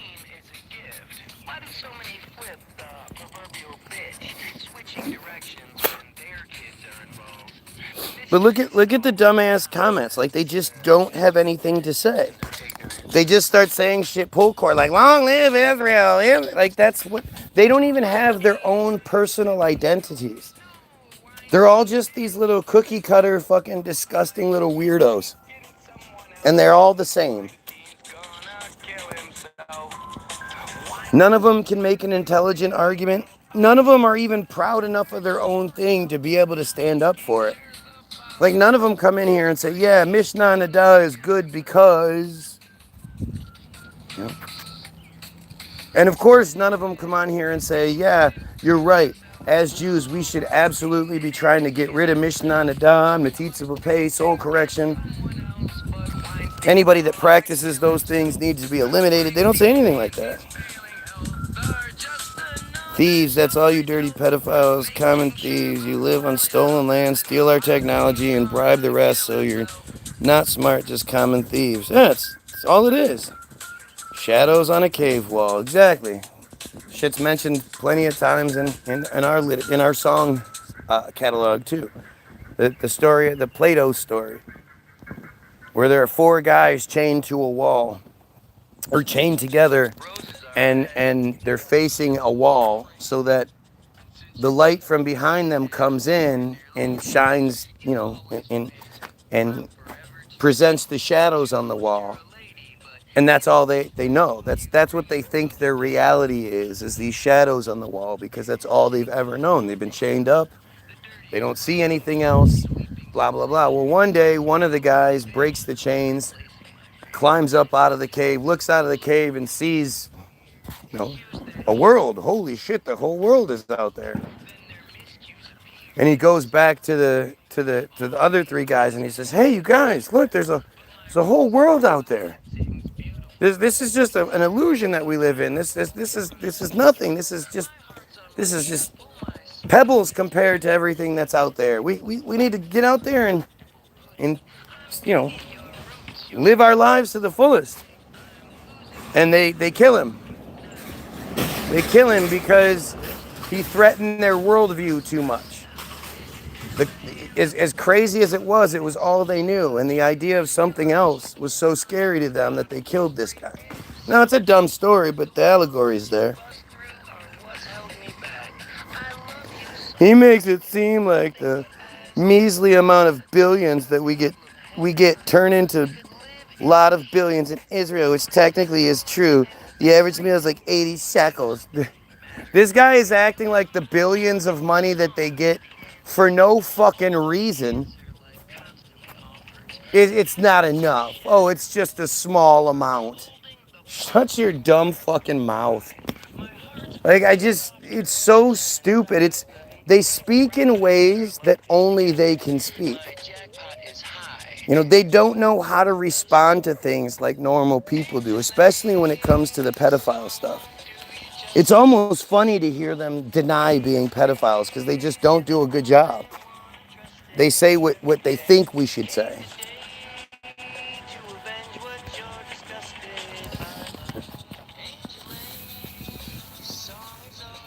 A good restaurant will run you 300 shekels. Yeah. The money that they just get given. And that each one of them gets given just for being an Israeli citizen. They don't work. They don't contribute. All they do is take.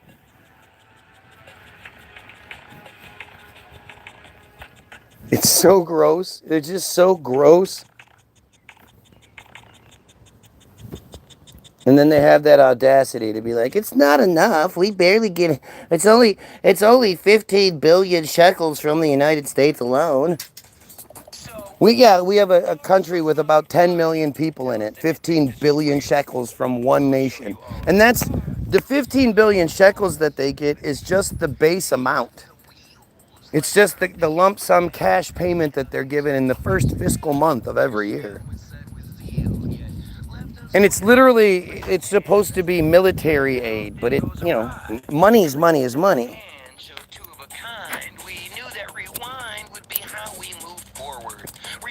But throughout the year, they get given all kinds more. And anytime you hear a story of like Israel bought $16 million worth of missiles from the United States, they didn't buy it. We had other different treaties and programs and all kinds of shit, grants and shit set up that they use to pay for those missiles. Or they'll take from hurricane relief funds or whatever. Right?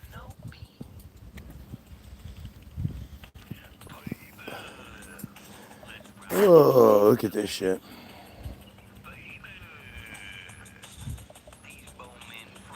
Can't confuse some of us or revert our focus. They're trying though, you notice that?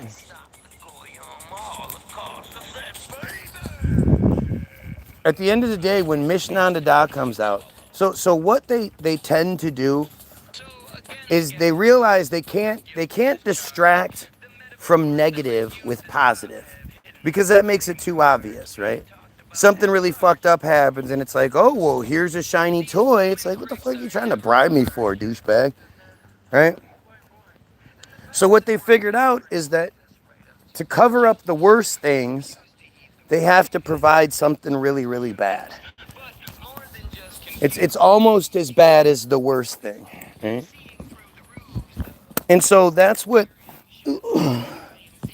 we're seeing with Gaza, with the genocide, with Lebanon, is that they're hiding the fact that Goy are waking up to Mishnah Da, to metzitzia b'peh, to soul correction. Like, we weren't supposed to see that article, but we did. And thanks to people like me, more people are waking up to it. And so if we start talking about, hey, they raped their own children, right? They're going to go, yeah, but what about the genocide? Isn't the genocide really bad? And because we've been so seasoned and desensitized to genocide, we fall right into the conversation. It's really what they do, right? It's gross. You know, they have us. They're in this situation where they're committing genocide, while going, no, we're not. And people are then arguing of, is this a genocide or is this a what is this? Is this a genocide? And they have all these people arguing over something so obvious and horrible and stupid.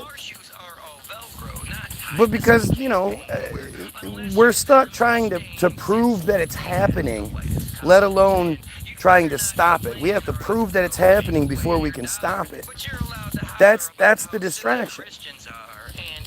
And yet it's obvious it's happening. It's happening, and it's happening everywhere. You know, the whole Greater Israel thing is like, that's not an anti-Semitic conspiracy theory. Greater Israel is the goal.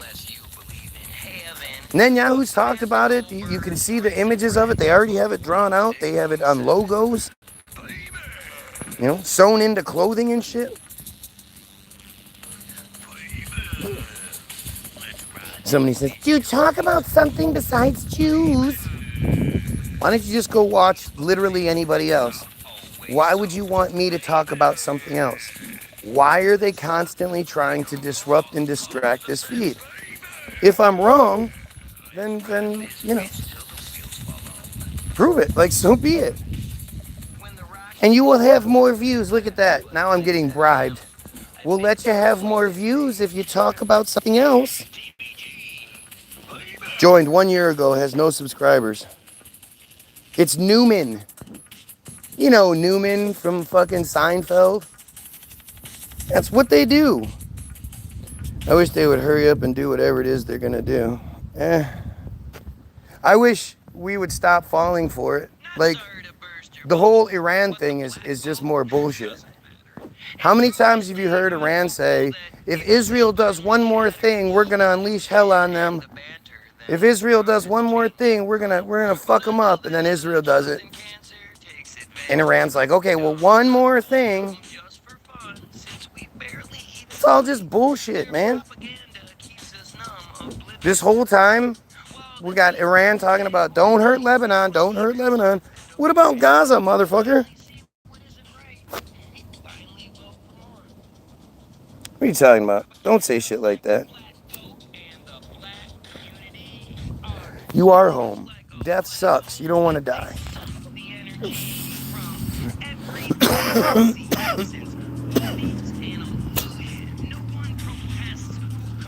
IDF wears a Greater Israel patch on THERE uniform.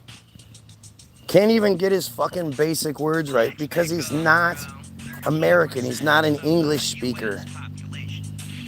They fuck up the theirs, they fuck up the yours, and they fuck up the twos because English is not their first language.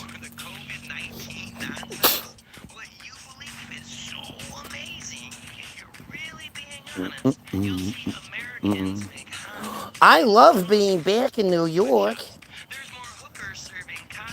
Oh, disgusting troll, piece of shit, pedo. Coward. Big time coward, too. Don't you think it's strange that I've been begging for 2 years now? Go on, make the Guy William Suggs video. Show us that you're not you're not just a piece of shit friar. Well, this dude's already admitted he's Jewish, so.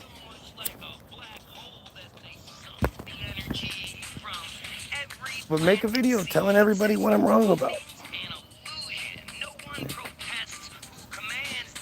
And they don't fucking, you know, they're just cowards. They're just cowards. If I gave you a ham sandwich and just 13% was ham, while the rest of what you've been handed was some shit straight from the can, would you conform and be a man and eat it with a smile? Or would you finally understand that 87%'s a mile from the ham-trelescent style you were told made up your meal? It's our societal denial ensuring Goyim feel the need And therefore kneel. The world is a stage. Music really has had a platform for people to broadcast for mental breakdowns. Oh, it's a mental breakdown. If you don't agree that they should be allowed to rape children and then take them as wives, as long as the little girl is 3 years and 1 day old, You have mental problems. You're having a mental breakdown by saying we shouldn't be allowed to rape children. What's wrong with you? We're the chosen people. We should be allowed to do what we want.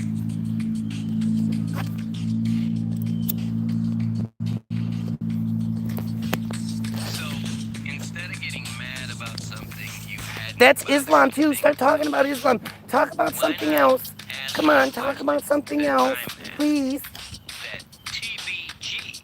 Isn't it interesting? Fucking weird, man. It's fucking weird, but I appreciate it. My job would be a lot harder if they weren't so stupid. They're so stupid, they just fucking say all the right things from my perspective. They make this so much easier than it should be. I'm sure they thought Jesus Christ had say. Come on now, you haven't figured out that Jesus isn't real yet? Seriously? Darla? Why do you believe in the Jewish fairy tale? Jesus was Jewish. The Bible is a Jewish fairy tale. All of the characters, the main characters, are Jewish. And there's no evidence for it anywhere. Torah doesn't mention anyone having a 3-year-old wife or doing anything with a child. Oh, really? Oh, so now you're being blasphemous. Oh, we have a Jewish... See, now he's outing himself for being Jewish. I told you. But let's see what he... Let's see. So, we're talking about the Talmud, first of all, because obviously the Torah is the book we're supposed to think is your book, when the Talmud is the real book, right? But Mishnah, Mishnah, new word, Niddah, Mishnah Niddah 5:4 very specifically says, here it is in sefaria.org, which is a Jewish website. It's about Jewish everything. That's the Hebrew version. A girl who is 3 years and 1 day old, whose father has arranged her betrothal, is betrothed through intercourse, as the halalchic status of intercourse with her is that of intercourse in all halalchic senses, meaning ownership takes place. And in the case where the childless husband of a girl 3 years and 1 day old dies, because she's 3, she can't have children, and her husband is 40, 50, 60, he dies. If his brother, the Yavam, engages in intercourse with her, he acquires her as his wife. And if she is married, a man other than her husband is liable for engaging in intercourse with her due to violation of the prohibition against intercourse with a married woman.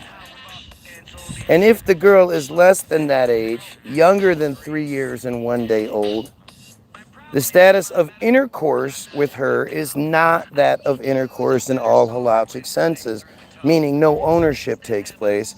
Rather, it is like placing a finger into the eye. Just as in that case, the eye constricts, sheds tears, and then returns to its original state, so too in a girl younger than 3 years and 1 day old, the hymen returns to its original state. No, it doesn't say that, is what this coward is saying. I love when you can get the Jews to be blasphemous. So now he's denying what the Talmud says. Because I just read that, made it up, right? Right? It doesn't say that. It doesn't say that. I'm afraid it does. That's why you guys are fucking nasty. Oh, do you want to know what else it says? Let's read some more, shall we? In the case of a boy 9 years and 1 day old, whose brother had died childless, who engaged in intercourse with his yivama, his brother's widow, The status of the intercourse is that of halalchic intercourse, and he acquires her as his wife. But he cannot give her a bill of divorce if he chooses to end the marriage until he reaches majority. And if he engages in bestiality, he disqualifies the animal from being sacrificed upon the altar, and the animal is stoned due to his act. Please tell me why that's not what it says.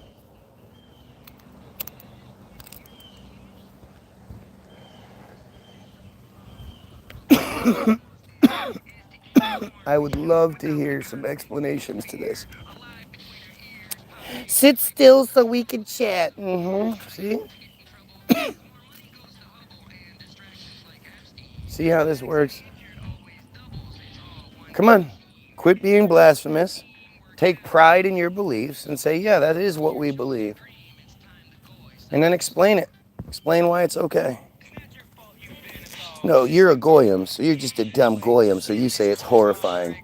Only dumb Goyim say things like that. I think it's hilarious that they get blasphemous. Because the whole thing is like, you don't talk about Fight Club, right? Their whole thing is about protecting Israel. It's not about protecting the individual. It's about protecting the clan. And so like the knee-jerk reaction is to say, no, that's not it. Don't say anything bad. But then he's talking about something blasphemous. Oh, now I guess he's retracting his messages. Isn't it funny what cowards they are? Come on, dumbass. Why don't you tell us what we're wrong about here?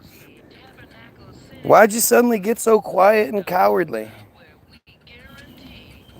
This is the guy who started off by telling me to talk about something else. Why won't you talk about anything else? Why don't you talk about something other than this? We'll talk about Islam. Don't forget to talk about Islam.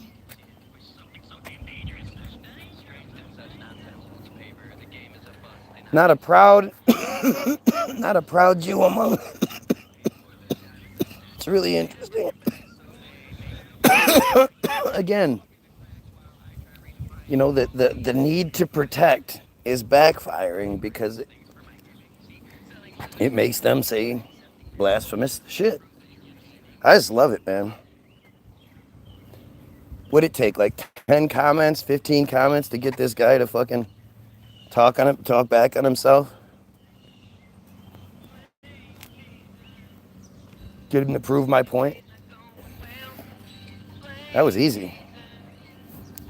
And you wonder why they target me so much. If you're watching, like, share, and sub.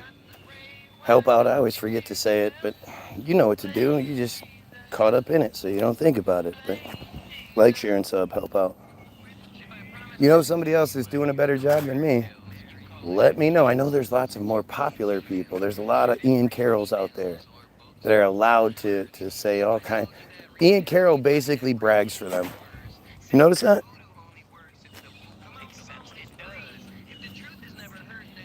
Ian Carroll just tells you over and over again how great they are. Look, they're in this position, and they're in this position, and they control this, and they control that. And look, they got away with this crime and this crime. Ooh, they're just going to keep getting away with it, too. And then, of course, he gets you to put web on your phone or your PC and let Israel in the back door.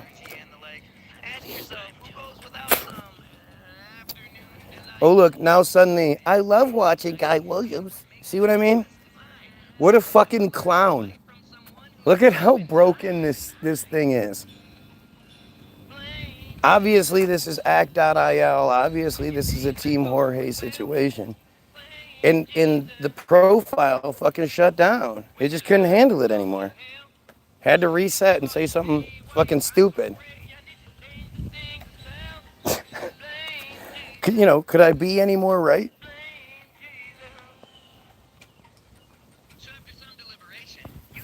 What do you think this is? You think this is just coincidental? Talking all big and bad? Trying to tell me to talk about other shit? than denying shit when I read it and then realizing, oh shit, I'm being blasphemous. So it has to like reset. I mean, you know, I'll just add this to the big old stack of victories, big old stack of W's I have behind me. It shouldn't be this easy. And like I say, you can see how they struggle. They know what they do is so disgusting and horrid that they have to deny it. But then when you point out that they're being blasphemous, it shuts them down because what are they going to do? Are they going to continue to say how disgusting and horrible their thing is? Or are they going to take ownership and be like, yeah, that's what we believe? Fuck any state. The stack of victories. You've never had a victory on this Guy Williams chest. See, now he's responding to something else. But all the direct, contradiction to what's up, dude? All the direct contradiction to what he's saying, all the direct, engagement to what he's saying, he falls apart for that. And now you haven't had a single victory. What are you talking about? I just did. I just smashed you. You're so fucking dumb, you can't even see it, I guess. That's why they don't share the Talmud. Exactly. It's the Fight Club, First rule of the Talmud is tell the Goyim it's the Torah. Yeah, our main book's the Torah. Don't look into Talmudic law and shit. No. You don't want to see that. Doofus is calling. Doofus is calling. Doofus is calling. Doofus is calling. Profile. I can never say thank you enough. You know not what you mean to me. Though I've dealt with the likes of Keiko and such, these robots come so frequently. You think they love my frequency, while they constantly promise they don't. They're hoping that the meat can't see they will all of our won'ts. But this is one crackhead that should have thousands of views on YouTube. Yep. What about the Mishnah Nada thing you denied? You're gonna keep avoiding that? I do just another nothing feed if you choose not to show. See, if you don't make it go, it only goes nowhere. Bro, stop saying bro. Dysfunction's like mohair. And I know I always go there, but that suit no longer suits me. I'm a modern day Voltaire. I see religion as a movie that we should all profusely demand is kept from children. How do you not see how obtusely they shape the world we build when everyone is killed? Then who's left might pay attention. When the scripts won't be refilled and we're locked in the detention camps they always mention when the latest virus hits. That's when they keep the best inventions for themselves, yet little bits trickle out as gifts given by the gods. They sell us their spaceships and the marks just watch us nod. But you break from the pod, you do what you're not supposed to. You look at this shit. Anybody see him? Like, you see this, right, Darla? I didn't know anything. Look at what this coward just did. This is one of the best examples we've had in a while. Please think for yourself. You find it more than out of line that the doofus wasn't dealt. But you see what I'm saying here? Like, totally had so much to say and then fell apart. Why don't any of these Jews acknowledge that they're proud of what they believe in? Why do they always run away like cowards and start saying goofy shit? Fight. So what? He lacks the height and has the shoes too small to fill. If he accepted himself, he might no longer get the thrill for ever trying to spill the milk he always cries for. I'm sorry, dude, just chill. Not everyone's first prize. You're not the biggest geyser, but there are many in the park. You don't need to be a liar since you say I'm in the dark. If I'm really just another mark, then why would you want to be transformed by my all-spark? Your deceptive cons to mean how you're forever seen. But since you claim that I am crazy, why won't you simply be the queen instead of acting like such a baby? I'm screaming, yay, there's a song about you. Hooray, but you're still a clown shoe. Yay, there's a song about you. Hooray, but you're still a clown shoe. Yay, there's a song about you. Hooray, but you're still a clown shoe. Yay, now there's a song about you. Hooray, too bad you're still a clown shoe. Such a great song. I love your morning rants. Yep. Keep going, fucking. Keep going, man. You helping me out, yeah. They keep calling me.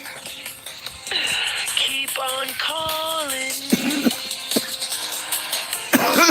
They keep calling me. Keep on calling me. I'm here to learn how anti-Semitism breeds. Yeah, well, if you rape children, people are gonna hate you. Seems pretty obvious, but again, you can't understand that because the raping of children is such a natural thing to you guys. I am so glad you guys are dumb enough to keep saying these things. My God, it just works out so well. We're nothing without you. Long live the haters!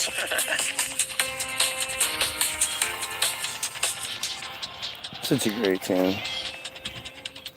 Bring on yourself the putrid things of the news travels like a virus. Right? Oh, I mean, it's fantastic. But just this guy thought he was, oh, I'm here to see how anti. He thought he was like saying something profound. Instead, it's profoundly stupid. Like he can't understand, none of them, they can't understand why Mishnah Nada leads to their hatred. Yet at the same time, their knee-jerk reaction is to deny it. No, that's not what we do. We don't do that. None of them are proud enough to accept or to acknowledge that's what they do. And yet they pretend like they don't understand what it is. It's really kind of crazy. It's Kanye and the it's Kyrie and the The trickery is genius while they have the goy confused. They overstate the worth while they control the earth. It's Kanye, it's Kyrie and the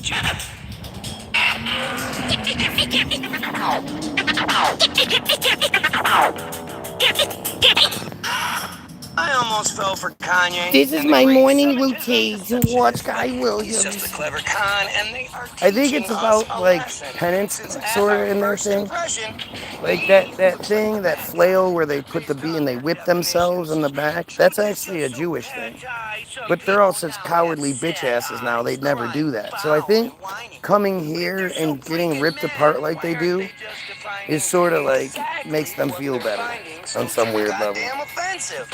The lines they're relentlessly mining seem desperately repetitive, which is why they hand out sedatives like they are Goyim candy. If you don't believe their rhetoric, you can't fall for what they're planning, since the timing is the fanning of their genius conspiracy fire.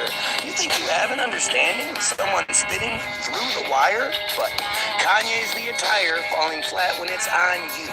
Who gets ripped apart? None of your arguments anybody apart or does anything. You can't even get your shit right. Yeah, no, you're a dumbass. You made the argument for me, right? You're a fucking clown.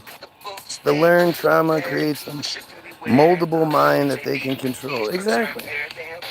Like I said, this dude here is acting like 5 minutes ago he didn't just say that the Talmud doesn't say what it says. And then when I read it, he clammed all up and started saying dumb shit. Right? Like, it's just, I don't even have to try. And then they just keep coming back and saying dumb shit. Like, you know, it's just what they do. They're dumb as fuck. It's obvious. Nobody watching this is going, hey, you know, yeah, he answered. Like, again, they know how disgusting what they do is, that they have a knee-jerk reaction to deny it. But, you know, by denying it, they're being blasphemous. So what are they going to do? Be blasphemous and deny it? Or, you know, acknowledge what they are? Or start talking about something else completely different. Right? It's just, it's so obvious what they do. They need us to think we're crazy. Of course, that's all they have. And that goes back to auto emancipation.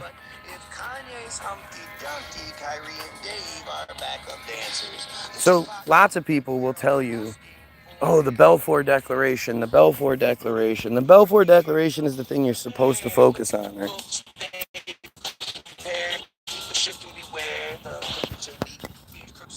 That's why it's so common. And the Balfour Declaration was like 1916. And they had been trying to colonize and take over Palestine for many years before that. But most of us think that it starts with the Balfour Declaration because that's what they want us to think. But the auto emancipation is a pamphlet written in German by Russian, Polish, Jewish doctor and activist Leon Pinsker in 1882. It was actually written anonymously. It appeared in German press anonymously. And then later on, it was attributed to this Russian, Polish, it was written in German, but it was attributed to this Russian, Polish, Jewish doctor who was actually only a doctor because he had gotten his law degree, but Jews weren't allowed to practice law in Russia, so he just became a doctor instead, right? But you could see, like right here, like just watch how this works. It is considered a founding document of modern Jewish nationalism, especially Zionism. Okay. So you would think the next thing it would say would be like something good about them, right? Instead, the first thing it talks about is Pinsker discussed the origins of anti-Semitism and argued for friar self-rule and the development of a friar national consciousness. He wrote that friars would never become the equals of Goyim until they had a state of their own. He called on friar leaders to convene and address the problem. In the pamphlet, he describes anti-friar attacks, like if you don't accept their supremacy, as a psychosis, a pathological disorder, and an irrational phobia. You're crazy. If you don't accept our supremacy, you're crazy. They don't have any real arguments for why their shit is the supremacy thing, except for the Bible. But if you don't go with the biblical shit, then they're fucked. So instead of, you believing in their superiority for, fairy tale reasons, they just tell you you can't say it. And if you do say anything to the contrary, you're crazy. Literally, since 18...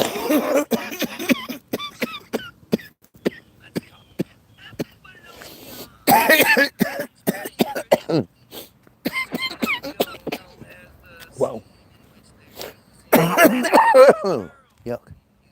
It's the neighbors.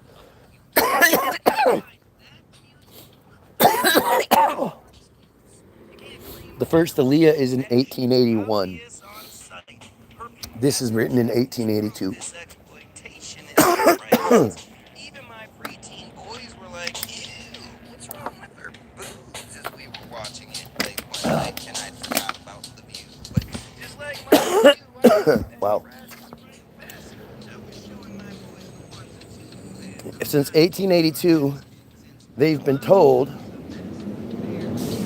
if anybody questions our superiority, call them crazy. Call them crazy. That's it. It's just crazy, crazy, crazy. They don't have any real arguments for anything. And the whole, again, Semitism is policy or predisposition favorable to Jews.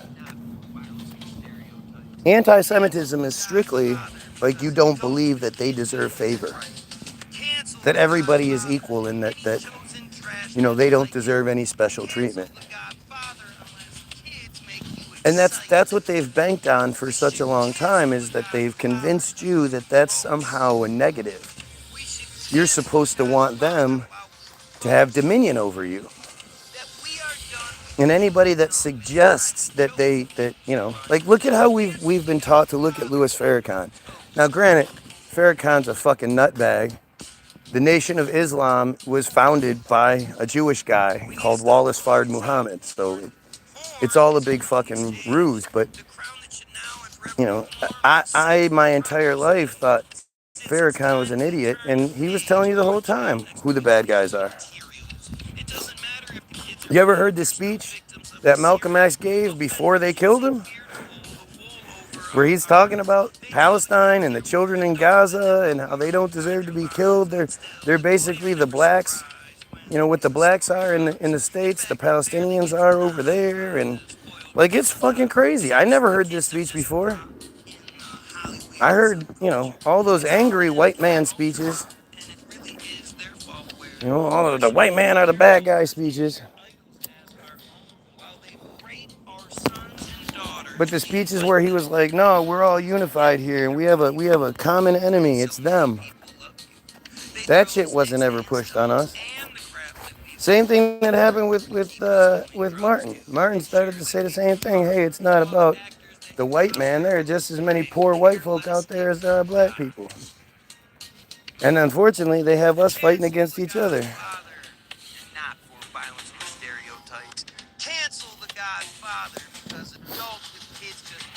Well, this is what they do. All religion is bad, instill fear and control, so they can fool you into living under their rules. Yeah. And it actually feeds into the whole. They believe that when their Messiah appears, that they will have 2,800 slaves. Each of them will get 2,800 Goyim slaves. Right? And he talks tough.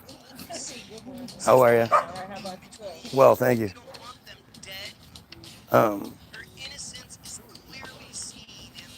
They believe that each one of them will have 2,800 of us as their own personal slaves. And because it's presented in such a ridiculous way, like you go, Rabbi Shmuley is going to have 2,800 of us as his slaves? How? We just beat him down and take his shit, right? But that's the ruse. That's how the ruse works. Right? If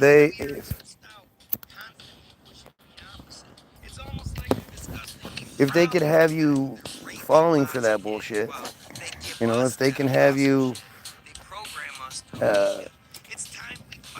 you know, believing that it's some sort of bondage, chattel, physical slavery, then you're going to go, well, that's just dumb. It'll never happen.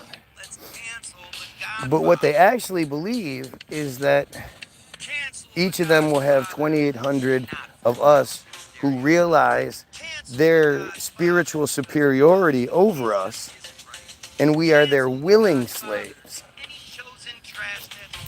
And now if you look at the way the world works, I don't know what the math is, but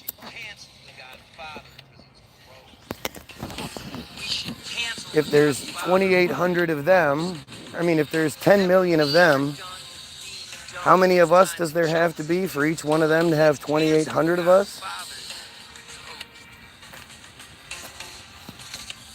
I'm sure it's a little less than how many people are said to exist on the planet. Well, there's just 10 million of them in Israel. So however many there are of them in the world, I wonder what that number times 2,800 is.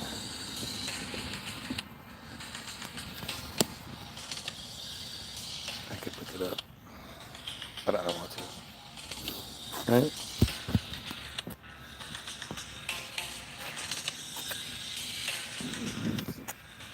And so, like I told you before, they hide the worst thing behind the really bad thing. So the really bad thing would be us all being chattel slaves, right? But the worst thing would be that we all just willingly give up and be like, oh, you are so superior to us. Let us be your slaves. And when you think about the way the world works, again, if it takes about 2,800 of us, you know, I mean, this right here, right there, that, the amount of people that go behind that, right? Where, you would have the people that make the sticker, the people that make the metal, the people that make the plastic, the people that then make the lighter, the people that make the gas, all that goes into the lighter. And all of those people have to wear clothes, right? And all those clothes have to be made. And all those people that make the clothes have to eat. So there has to be all these people out there either cooking or picking or producing the food. And of course, all those people need to wear clothes. And you see how this network just gets bigger and bigger and bigger in order for this top 1%, 0.183%, to live the life they want to live. You can't just have a system of oblivious willing slaves unless the system is so big that they believe their servitude is freedom. We rent the land that we live in. We're plugged into a power grid, and then they charge us for it. We're plugged into a water grid that is recycled. You know how many times the water that comes out of your faucet has been pissed and shit in? Just a recycled loop, and yet they charge you for it. If there's a higher kind, we don't need anyone to connect with him or her. I love when they say, well, not all of us believe in that shit. Believe in this and believe in that. Yeah, but where are the ones that don't believe in it calling it out? Mic drop. I keep saying my number one goal is to protect the Jewish children. Where are all the Jews who stand behind me? All the non-Talmud believing, all the this, all the that, all the non-practicers of metzitzia and all these other things. Where are all those guys standing behind me when I'm like, hey, we need to stop those horrible things? Funny how they're so silent. Actually, funny how they attack me. Not even silent. They attack me. The one guy actually saying, hey, let's do something about this. There's no support, there's attack. So when you cry and say, oh, not all of them partake in this, yeah, well, more than enough do, and they all support it. So go fuck yourself.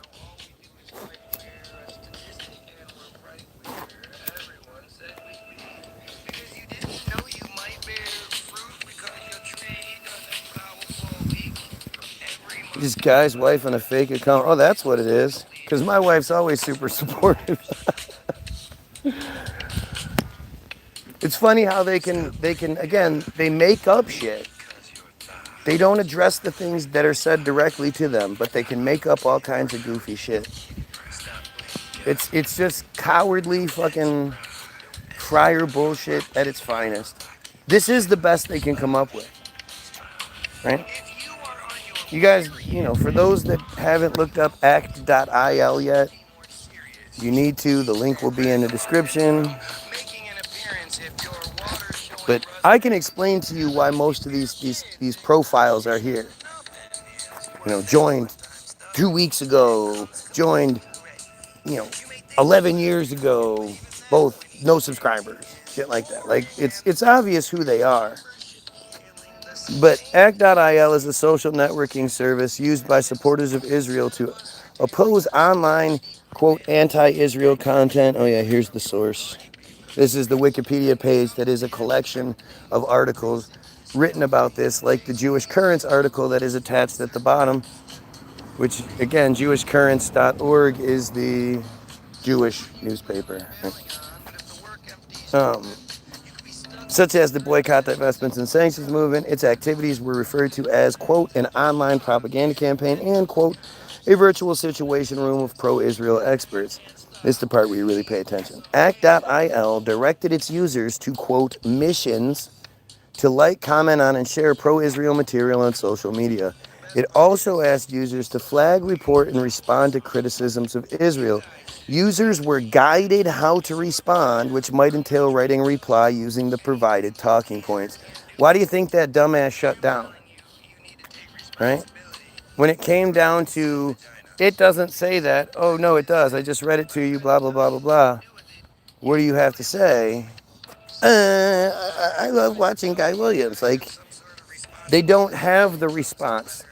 Nobody provided them with the talking point as to how to answer this question. So they just shut down.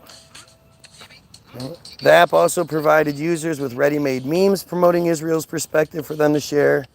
By completing missions, users earned points, unlocked badges, and had their scores displayed on leaderboards.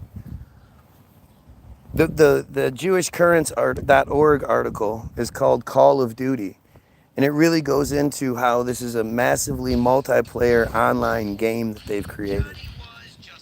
They select their mission, they get a briefing, then the app takes them directly to the target.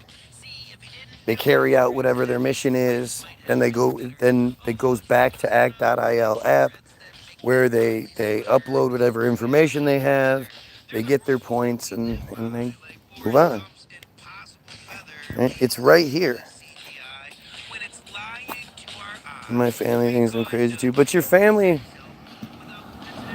the problem is your family has seen you drunk. Your family has seen you,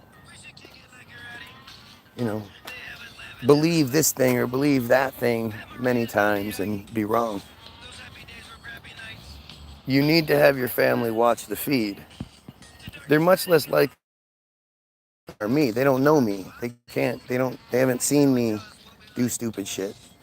They don't have a little pet name for me. Telling me no isn't going to be easy, and they can't, right? They won't be able to. And if they can, I'll be happy to answer it. But you trying to tell them just doesn't work. You gotta have them hear it from the horse's mouth.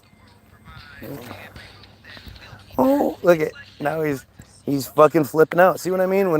Now that I brought back up what the dumbass did, now it's gonna put tweaker over and over again. Like, just seriously, can it be more obvious? My mother thinks God is talking to me. Well, maybe your mother's got some issues. That's okay. And the hardest thing we can do is to see our family as people. How you look at the people down the street, the neighbor, the crazy neighbor across the street, whatever. Well, that's your parents. That's your family. They're just crazy people to everybody else in the neighborhood. But because you call them mom, dad, brother, whatever, you give them leeway that you would never give anybody else. What are the chances that you're actually, like, let's say it's mom, dad, and a brother or some shit. What do you think the chances are that those three people, you're gonna like them? Like, in any situation you get dropped into and there's three people, do you think you're actually gonna like all three people? And like them enough to want to, like, live with them and spend all your time with them and shit? No. It's a really weird thing. But it's just, we create these bonds and we limit ourselves because we're worried about, their acceptance, their support. When they're just dumb kids, you see them as something, but they're just dumbass, dumb kids who programmed at a young age at a different time by a system with a little bit more control. Like, you're smarter than anyone in your family. Tula, leave it.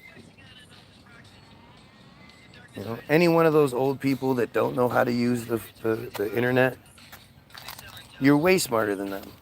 Even though they might be able to tell you more about the Civil War or Paul Revere or some shit. That's all a very carefully crafted, manufactured history. They don't know a bunch of that and then a bunch of alternatives and all this other shit, right? They only know what the system taught. They're older than us. They only know what the system told them. And they were forced to learn it and regurgitate it.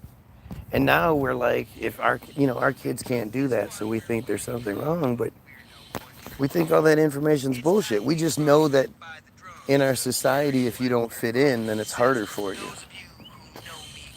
It's crazy. Yep. Yep, Darla's my wife, for sure. uh, you know, it's really, if I'm wrong, then if I was, like, think about it. You've seen endless fucking live feeds before. When people are wrong, people say so. They tell you why you're wrong, especially when you're pompous and arrogant and blah, blah, blah. And yet, none of them ever seem to do that on my page. They just cry and say goofy shit, so hopefully, like, I'm like, oh, hey, let me give you attention. But they never actually engaged in any sort of intelligent fashion. And I'm talking about, their shit. It's your stuff. Tell us why it's okay that you guys rape children. He can't handle the fact that no one is calling this shit out. And absolutely agree with him on that. I'd rather be wrong than a sheep. Fuck yeah. But again, we're not, there is no wrong here. Their thing says raping 3-year-olds, as long as they're 3 years and 1 day, makes them your wife. If the child is less than 3 years and 1 day, then it's like a wash. Nothing happens. Their hymen grows back. All the other bullshit in the world set aside, they believe this.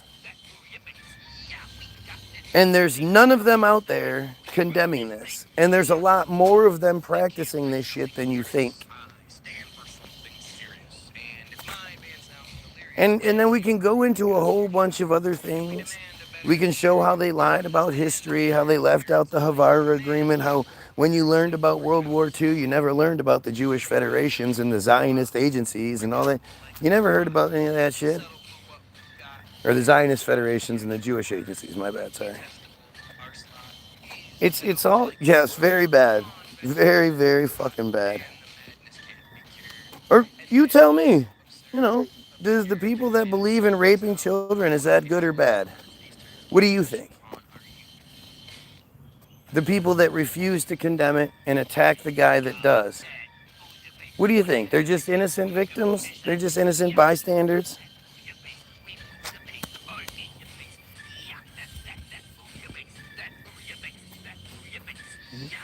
I don't know. Seems like it's a pretty easy win for me.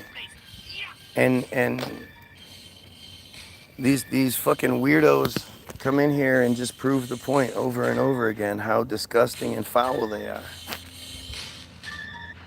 They'll be here tomorrow, they'll be here the next day, they're here every day crying about how I'm wrong and you shouldn't watch me, but I'm entertaining, but you shouldn't watch. Like, it's just so silly. 2,600 subscribers, 6 viewers, and 10 likes. Totally makes sense. Totally makes sense.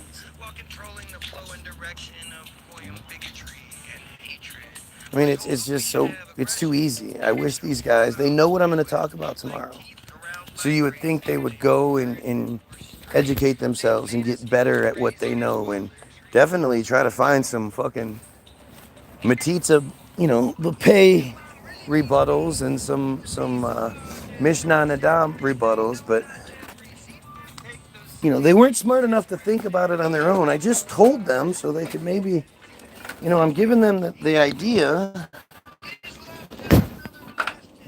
If they could maybe tell themselves they stole it from me, maybe that'll inspire them. I don't know. But they need to go fucking educate themselves and not make their shit sound so awful. Anyway, have yourself a great day. Go check out all the links in the description. Go get your free download, www.bilderberg.group.com. When you click download, it asks you how much you want to pay. It's free, so click 0 or donate. It's all good. But I'll ask you how much you want to pay. You click 0 and it's free. The second link is to Mishnah Nadai. You can read it for yourself. Third link is the most important film ever made, Hollywoodism.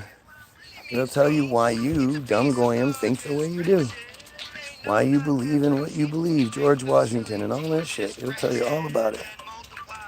Fourth link is the link to Israel Hayom, Bottom of Darkness, the most important article ever written. That tells you why they think the way they do. Why they can tell somebody, hey, were you raped from 3 years old to 12 years old? And then when you were 15, forced to rape a child for your own salvation, your own redemption? No? Okay, then just buy a new house. Who cares if we bombed it? Have more kids, so what? Because they're so callous and disgusting and broken on the inside. And that's what being raped and tortured from a young age will do to your entire population. And it's all in their shit. It's all easy. I provide you with a very comprehensive list of things that is anybody can make the presentation that I can make and better if you just check out the links in the description. The Havara Agreement, which completely destroys the World War II narrative that everyone believes. It's all there. Go look up Baron Redshield. Go look up the first Aliyah in 1983 when it almost failed until Baron Redshield stepped up and bought everything. Nobody can beat me because I'm not wrong. It's just that simple. This isn't subjective. This is objective. This is fucking wrong. It's all wrong. It's all truth. It's all right in front of you. Have yourself a great day. Pedophiles, kill yourself.